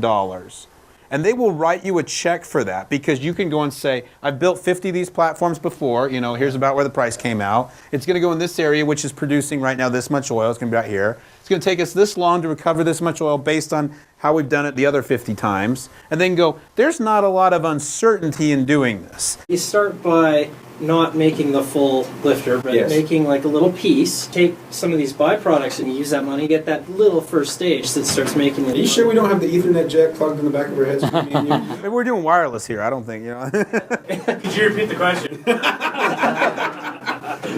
So that's where you're going. Sorry, this question's not covered by an NDA. We got some smart people in this room. In aerospace engineering, we were taught to put development cost and unit cost in separate categories. It's like you build a fighter and you spend billions of dollars to design it, but then you run off copies for $20 million a piece. That's how they build like 737s or other airplanes. If you want to go, well, what's the unit cost going to be? There's reasons to think this is going to be a lot less expensive than what we have today if we set the development in another column. And the reason why, number one, low pressure operation. That's the biggest one. When you don't have to have 9-inch thick steel pressure vessels, huge concrete containments. Number two, you don't have to fabricate fuel. You don't have to enrich it, you don't have to fabricate it, and you don't have to have the approach to disposal that we have today. So those two features right away are a big deal. But number three is the safety systems. High-pressure water-cooled reactors have an abundance of safety systems. So if one system has 99% reliability, well, you need another one that also has it so that you can get 99.99, and maybe statisticians will get mad at me, I might be doing it wrong. One of the things that makes the conventional reactor so expensive is the containment vessel, and you've touched on that. The other is all the security apparatus around the maintaining of the fissile material so it doesn't get diverted for military purposes. I've scratched my head about that with existing reactors because our reactors, at least in the United States, don't use highly enriched uranium. But that's one of the fears, and that's one of the security reasons around it, whether it's real or not. Yeah, I guess I would have to challenge whether it's real or not. It wasn't that many years ago that we were able to show parties of visitors around the site and actually show them what good condition the site is in and how safe it is. It's only since 9/11 that we've had to stop inviting visitors. We've always had a very open policy, very keen to show people how good we are at what we do and how safe the plant is. It's very difficult to convince yourself that things are safe because you can't see what's going on. Even the plutonium inside the reactors is what's called reactor-grade plutonium, which isn't suitable. Try going to any facility in North America now. I mean, there's SWAT teams. I've toured a nuclear power plant, and yeah, we really got the working over when we went in there. I'm not exactly sure what the basis of that was, where they were worried about theft of fissile material. That'd be pretty hard. I'd have to go and depressurize the core, take the lid off, get access to all the spent fuel, somehow remove it from the spent fuel pool into some type of transport cask, take it off the site to a reprocessing facility that doesn't exist. I mean, I just go, there's got to be another reason they have all that security. Watch the TV news. Well, you know, it just seems to me when there's a subject I know a little bit about and I watch how the news covers it, I get frustrated really quickly. And I think just about every media outlet I've seen is drumming up fear. You know, from the New York Times to the Huffington Post to Fox News. There's been a recent spike in infant deaths in Philadelphia, and there's one expert right now who is saying it is radioactive levels in our water that's to blame for that. This has been a very bipartisan approach to scaring the public. Radiation comes across the ocean. It is dissipated by wind current and salt spray, but it is reaching the shore of California. There's radiation all over the place every single day, but you're talking the damaging radiation. That's the thing we're most concerned about, and even in Chernobyl that didn't get to the United States in damaging amounts. How is you it know going what, Bernie? From your mouth to God's ear. Our media is not built around effectively and accurately disseminating information to the public. Our media is built around... Thank you.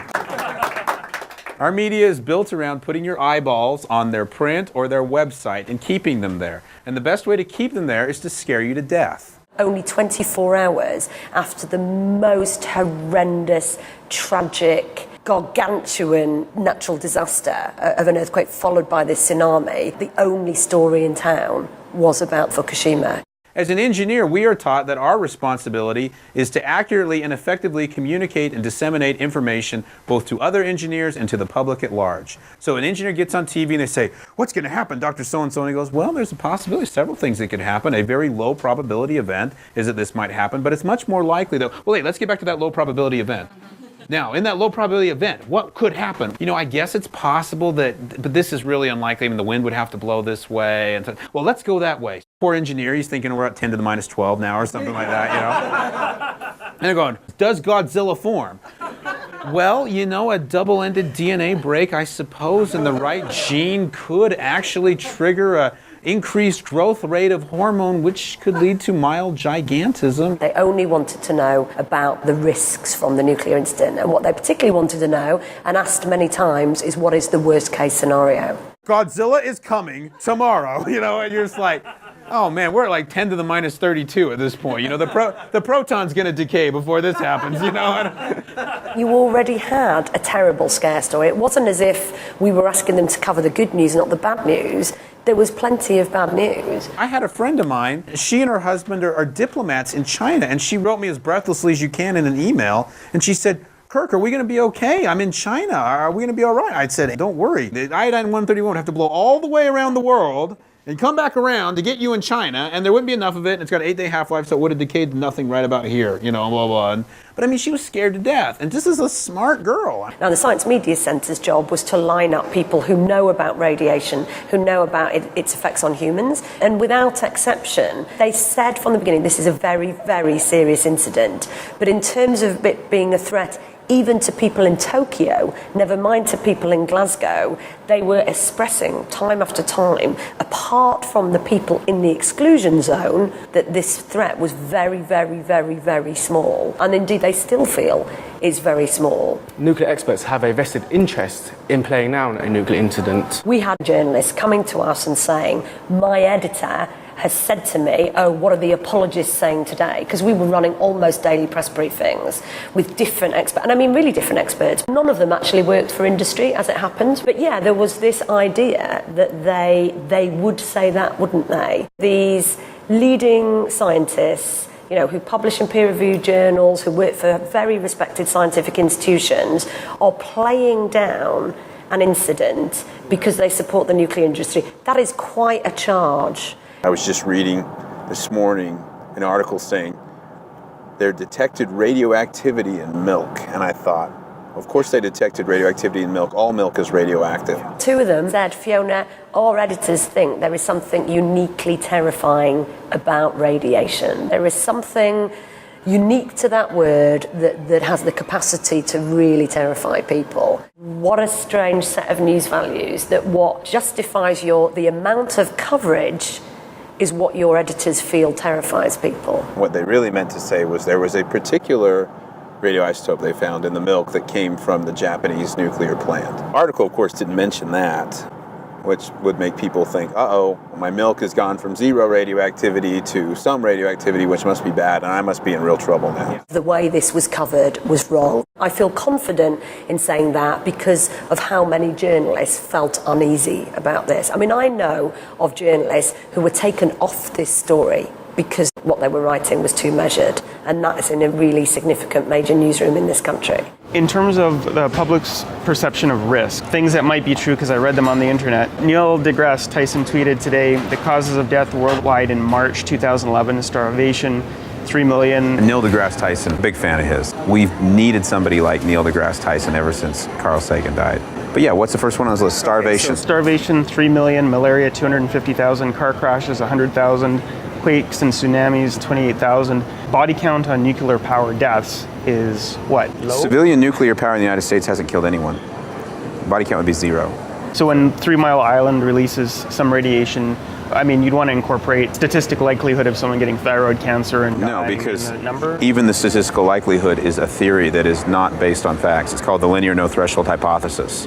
And it's not based on epidemiological data. It's based on the assumption that radiation will harm you at whatever degree to whatever degree you're exposed. I thought that was established, actually. No, I thought there was some, it's established. I've heard that there's it's no established such thing as in safe policy. radiation. That's where that no such thing as safe radiation, that comes from the linear no threshold hypothesis. It is established in regulation, yet there is no epidemiological data to back that up. There is no study that says we have taken a cohort of people and we've exposed them to 1% more radiation than normally would get, and we've seen 1% more cancer. In fact, there are many places in the world where background levels of radiation are substantially higher. If the linear no threshold hypothesis was in fact true, or even approaching truth, you would see statistically significantly higher levels of cancer in those populations, those cohorts. But what happens? Not only is there not higher levels of cancer, there are actually suppressed levels of cancer, which leads to a theory that does have substantiation in the data, and that's called hormesis. Hormesis is simply a little bit is good for you. And radiation appears to be one of these things where a little bit more is actually good for you and suppresses your development of cancer. You might say, well, why would a little bit of radiation be good for me? When you go and exercise, you damage your muscles, but your body rebuilds them and rebuilds them stronger than they were before. Radiation stimulates cellular damage, but it also stimulates the body's repair mechanisms. If hormesis became policy instead of linear no threshold, we would have an incredibly different approach to radiation. Okay. In fact, in some ways, we actually do accept hormesis when it comes to natural radiation, but we don't accept it when it comes to artificial radiation. The reality is that there's no difference between the two.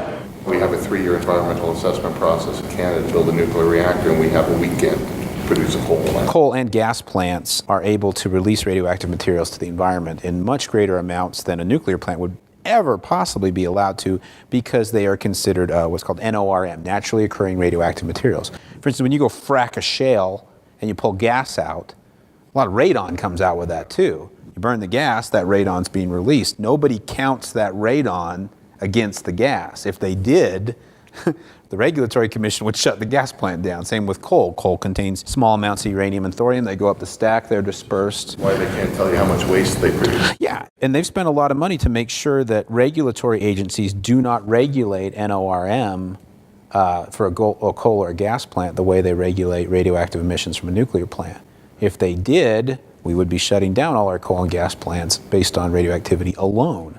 Even if linear no threshold was actually true, let's say for a minute it was true, this was the reality of the world, you would still be much better off establishing an entire world powered by nuclear power. And the reason why is because of the radioactive releases from coal. You would want to shut down coal so you could have nuclear, because coal releases more radiation than nuclear by several orders of magnitude. The notion there's no safe amount of radiation, that is not a substantiated or even an accurate statement.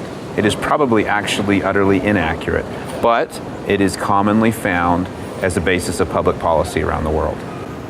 That was my understanding until just now. There was no safe level of radiation. Two great books on this, Terrestrial Energy by Bill Tucker and The Power to Save the World by Gwen Cravens, go into this topic extensively. Until this notion of low exposure levels of radiation is addressed and put to bed, it will forever dog the nuclear industry. A sunburn is radiation damage. That's radiation burn. We don't call it that, but that's what it is. Your body is responding, trying to prevent further radiation damage, ionizing radiation to your skin and your cells, and it's generating melanin, which is a natural shielding mechanism. You don't want to let anybody get too much radiation dose at any one time, and the radioactivity that we get from nuclear reactors is extremely small in comparison to the radioactivity we're getting from other sources. Biggest one being radon. You know, there's a radioactive gas that's coming out of the ground all the time, and you're breathing it right now. It is responsible by far for the majority of the radioactivity that your body receives. You know, it's just the planet we live on. Inside the Earth, thorium and uranium are decaying, and they're decaying very slowly, but there's a lot of them, and the Earth is big. They produce most of the heat that drives the internal processes of the Earth. They produce the heat that drives plate tectonics. They produce the heat that drives the generation of the magnetic field. If we didn't have the energy from thorium, we wouldn't have carbon recycling in the crust. Bigger deal, the magnetic field, because the magnetic field is deflecting the solar wind. If you don't have a magnetic field deflecting the solar wind, over billions of years your planet ends up like Mars, because the solar wind will strip off a planet's atmosphere without the protecting nature of the magnetic field. So if we didn't have the energy from thorium inside the Earth, we would be on a dead planet. Fun thing I tell people, I say, what's green energy? And they go, geothermal's green energy. Do you know where geothermal comes from? No. It comes from decay of thorium inside the Earth. Is geothermal renewable? Yes. Okay, then thorium's renewable. No, it's not. You're using it up. Well, you're using up thorium as it decays inside the Earth, too. So any argument for geothermal, if it is rigorously pursued, is an argument for the renewability of thorium as an energy resource. And I love to have that debate. They usually change the rules on me as I get into it.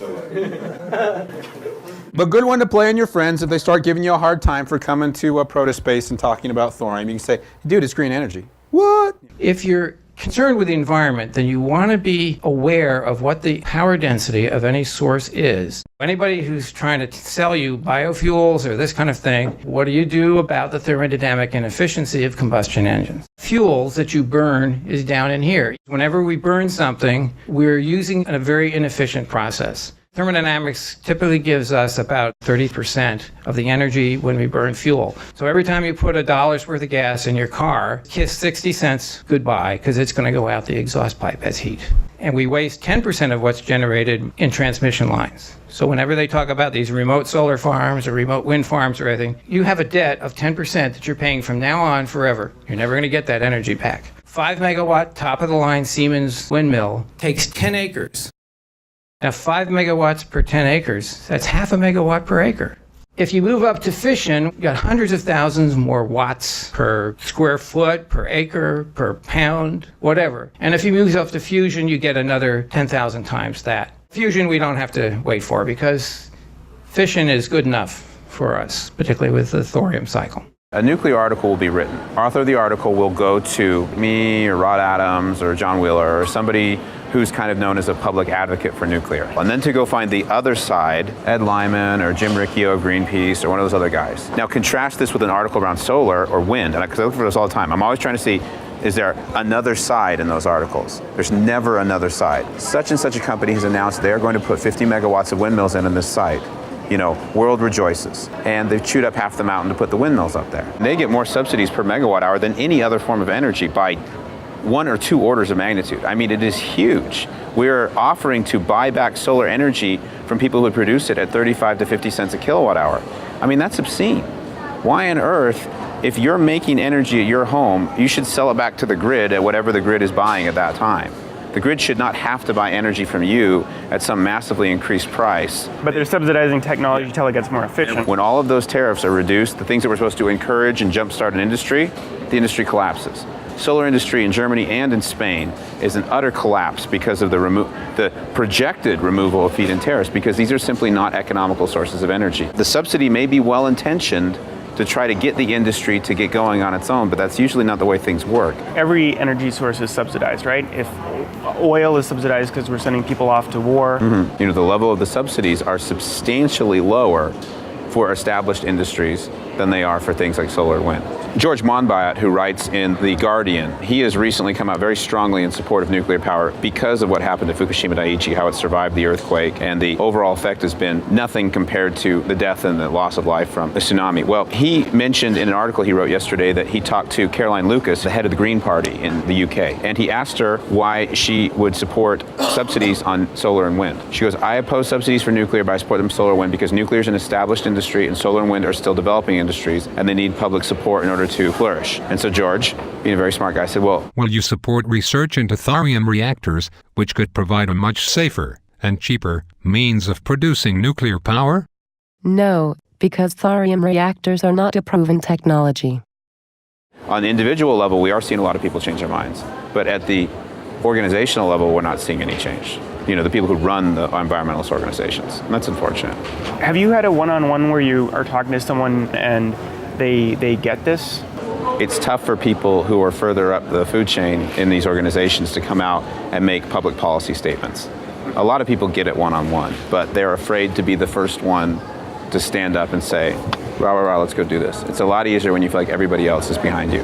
Why are appeals to technological advancements always made with regards to solar and wind? It's going to get better. It's going to get cheaper. It's going to get more efficient.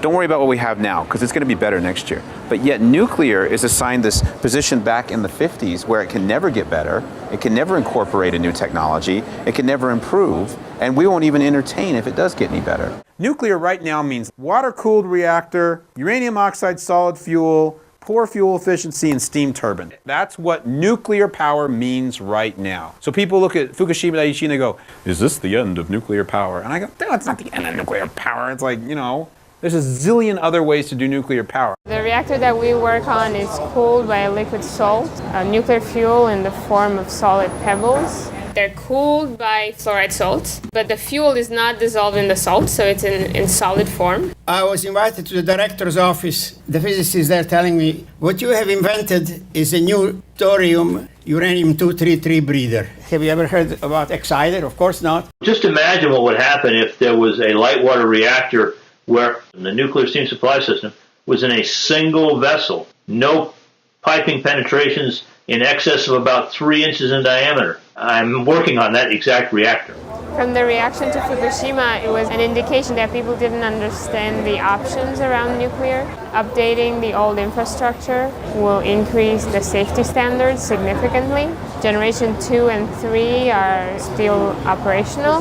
Generation 3.5 is what's being built right now. And Generation 4 is higher safety standards, easier to build and so cheaper to build, better fuel utilization, drastically cheaper energy, even safer reactors. Maybe there's a better way. You can figure out how to do this better. I will be happy to get off lifter and go do whatever it is that's better. This is the best way I've been able to come up with so far. Can you just do a recap what the study said? The title of the study was Thorium was no panacea for nuclear energy. They were trying to point out deficiencies of thorium. I didn't think they were applying a very fair logic to it, because they would say thorium in a solid fueled reactor would do blah blah blah blah blah, and see, that's not very good, so thorium's dumb. Well, no, thorium's dumb in a solid fueled reactor, not thorium's dumb. If you're going to go out there and try to put something out to the public saying, I'm going to authoritatively refute the use of thorium as an energy source, well, then it behooves you to do your homework.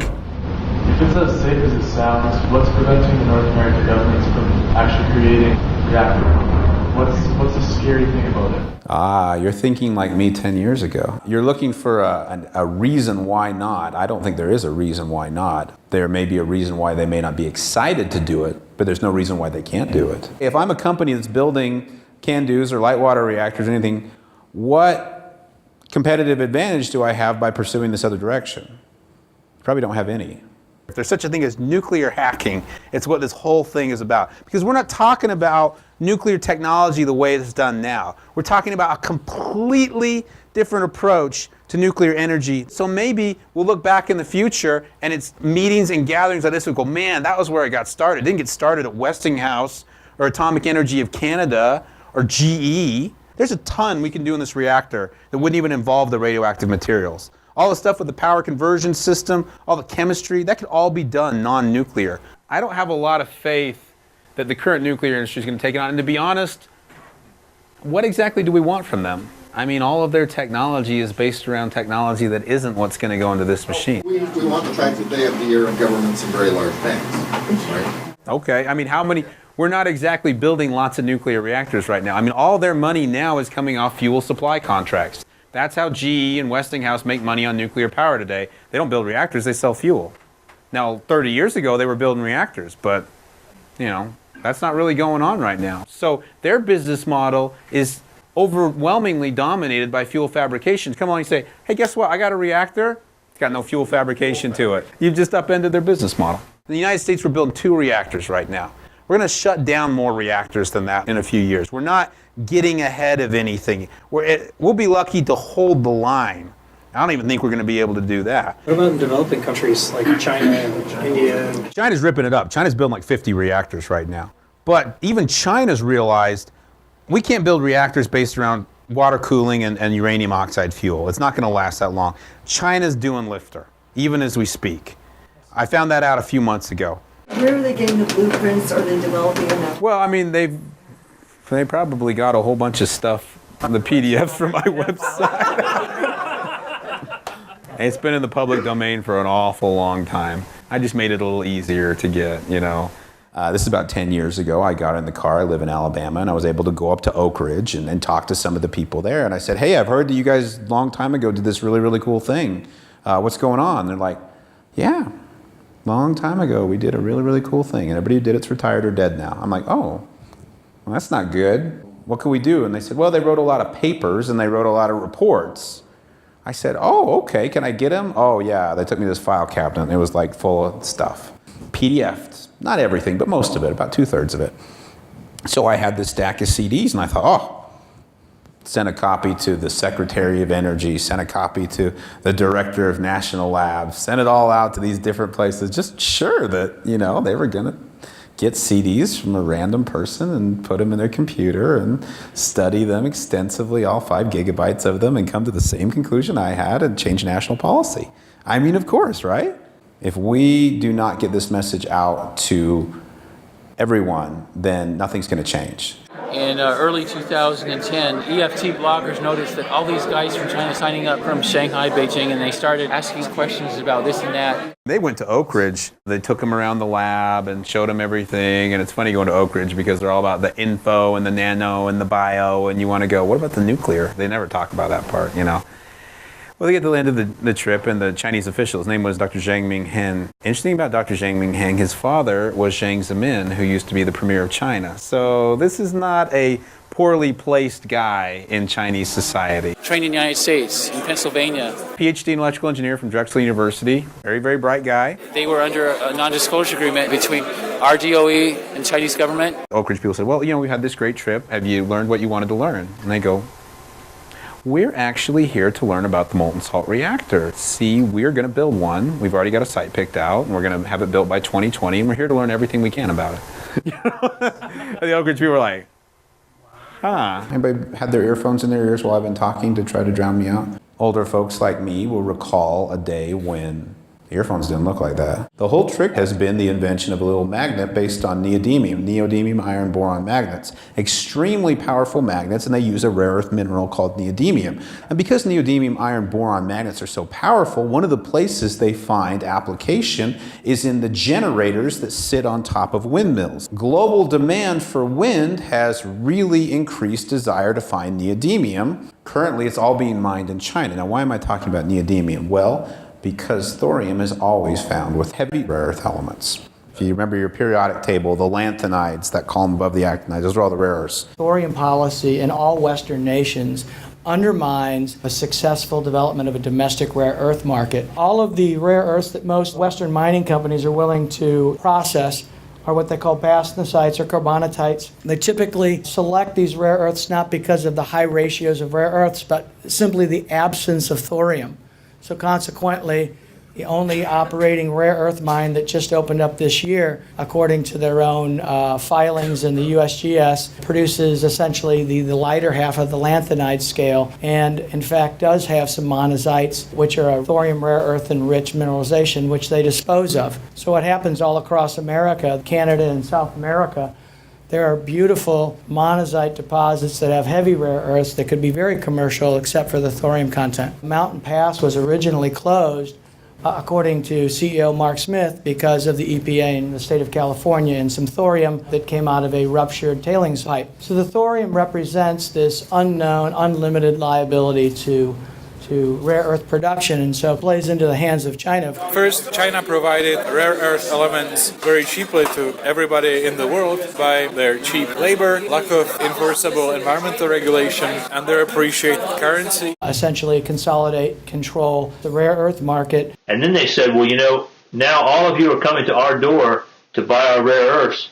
We don't want to sell the raw material anymore. Our manufacturers can buy it cheaper. They imposed a huge export tax on rare earth elements, and so one had a choice to accept a huge tax and increase in the price of the product, or to relocate factory into mainland China and buy rare earth elements on a local market without tax. It's a strategy, and it's working pretty well. Manufacturers which use rare earth elements in their products located their manufacturing base inside China. The jobs in manufacturing transferred from the United States and Western Europe into the Chinese mainland. They've moved all the way up the value chain and are actually able to leverage their position into capturing other countries' IP. If Toyota really wants to build a million battery packs, in the end, if they don't find a solution to the heavy rare earth problem, they'll be building them inside China. So what we need to be able to do is let another entity take that thorium, develop uses and markets, including energy. So let's say, for example, you had a single rare earth refinery creating about 20,000 tons of heavy rare earths a year. On current consumption, that's about 130% of domestic consumption for rare earths. It automatically undermines China's advantage. Now there's 2 places on the planet Earth where you have a guaranteed supply of heavy rare earths.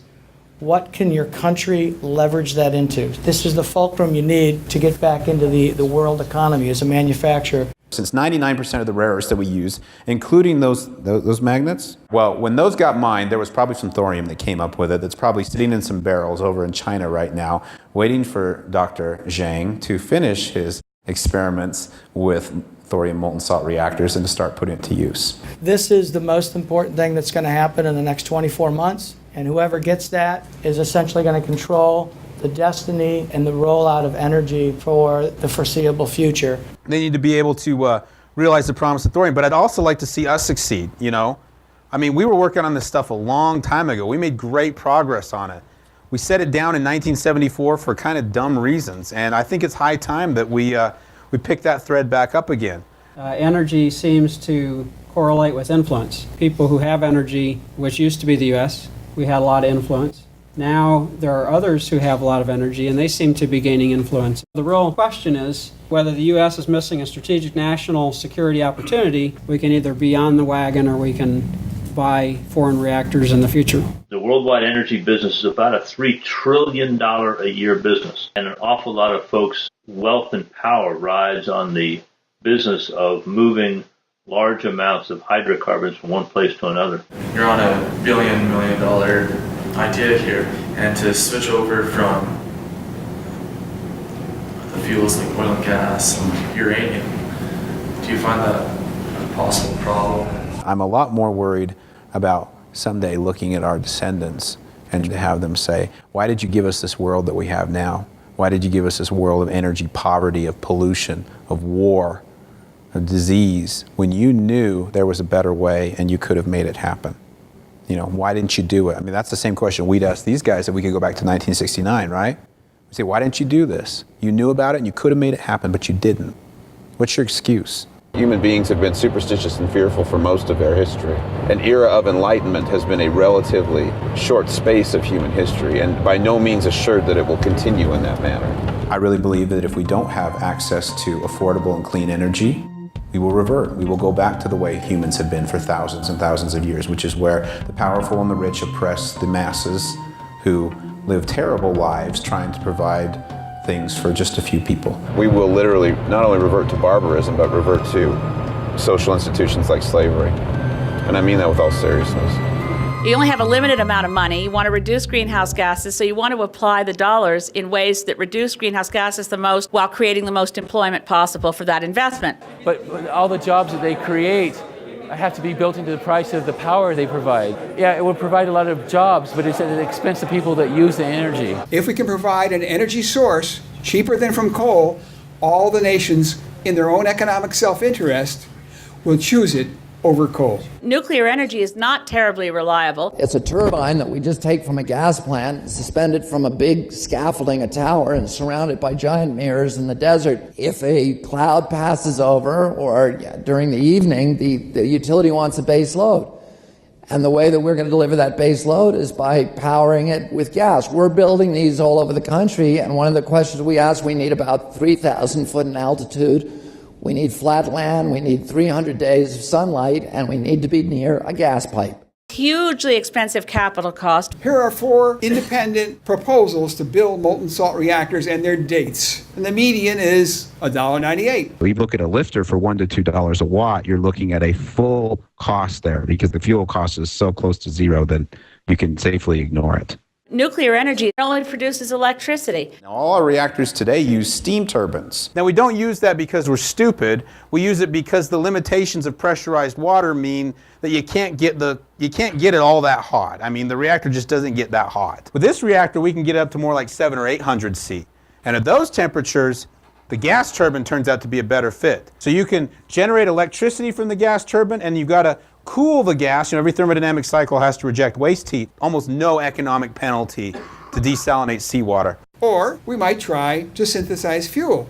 You can configure it not to produce electricity, but to dissociate water. You can make ammonia out of hydrogen, which can be a fuel. It's also a fertilizer. Ammonia production that consumes more than 1% of the entire world energy budget today. It's about 14 years from when you put the project forward to when it's built, and it's famous for cost overruns. We used to build small reactors in a short period of time. May of 1961, Congress funded Camp Century in Greenland. The assembly is still subcritical. We began to transfer the fuel elements one by one and started loading the reactor core. The reactor was operating under the ice 18 months later. The Brayton cycle uses an inert gas. You don't have to worry about steam explosions.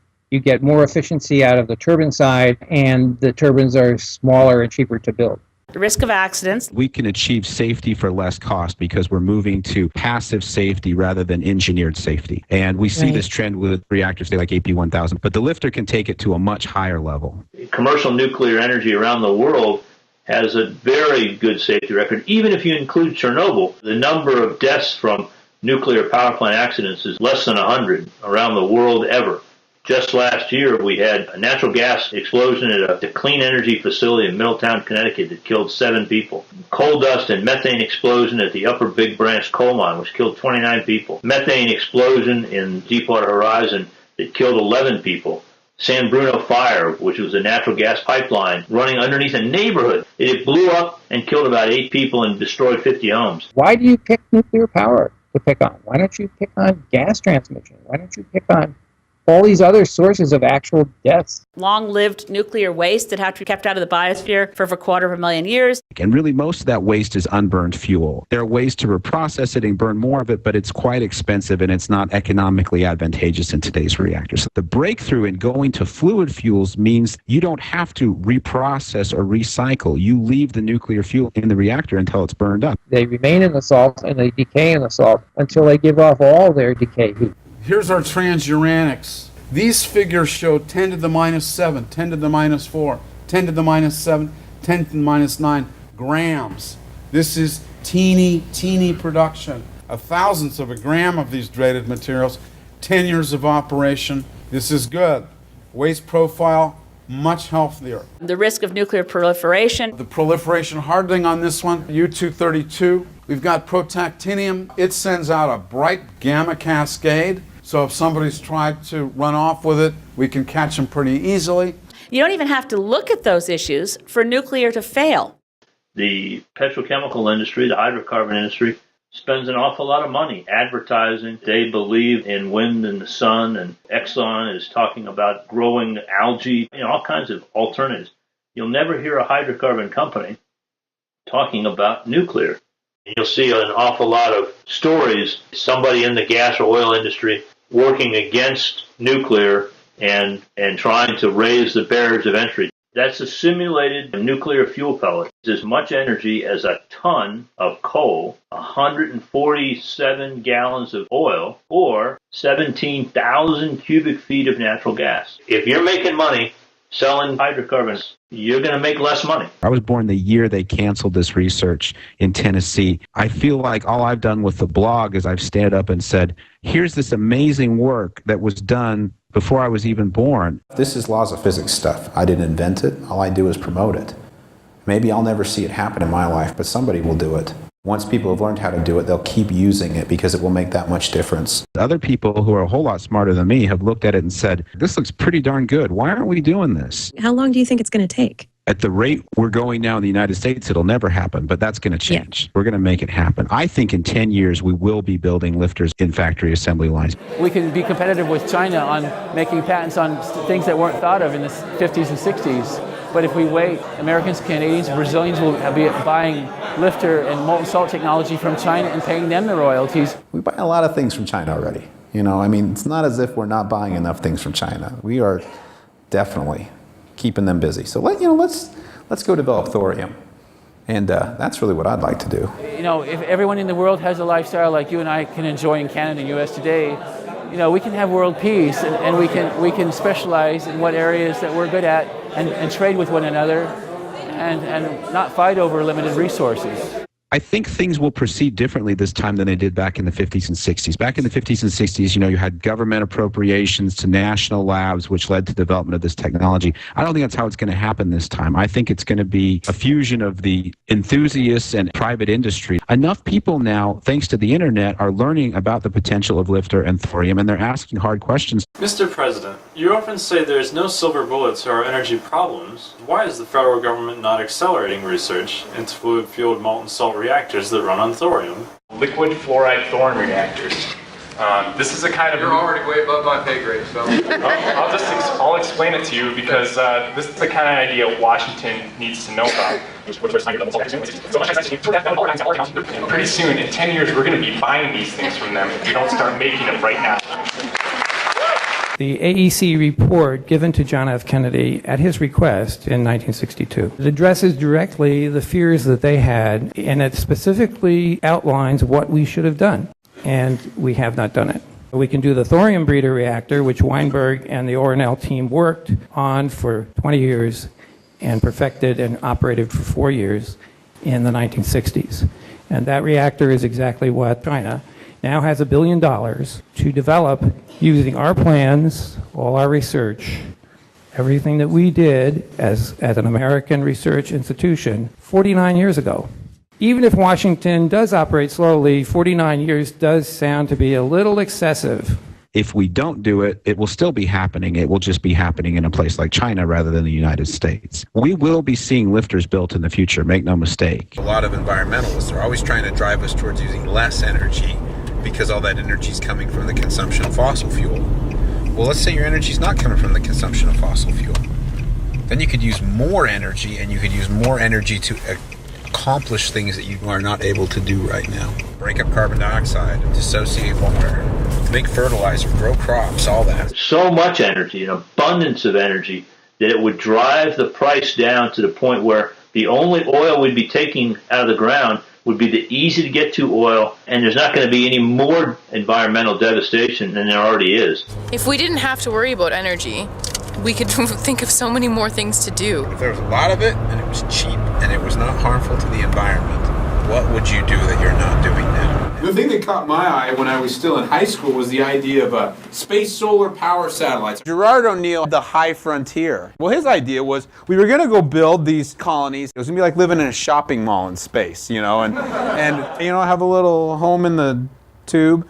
And I don't think we're ready to live in space yet. We have not learned how to live in a way where we recycle much more of our... I mean, if you want to live in space, you got to recycle everything. It seemed like the liquid fluoride thorium reactor, or lifter, could be the power source that could make a self-sustainable lunar colony a reality. But I had a simple question. If it was such a great thing for a community on the moon, why not a community on the Earth? Self-sustaining and energy independent. Think about Star Trek. You can't help but think about Star Trek when your name's Kirk. what is the world of Star Trek running on? Are they running Star Trek on coal? Are they running Star Trek on oil sands? No, you don't see any oil refineries on Star Trek. You don't see any coal mines. We live much better lives today because we have learned how to use carbon. Okay, what about thorium? Thorium has 1,000,000 times the energy density of a carbon-hydrogen bond.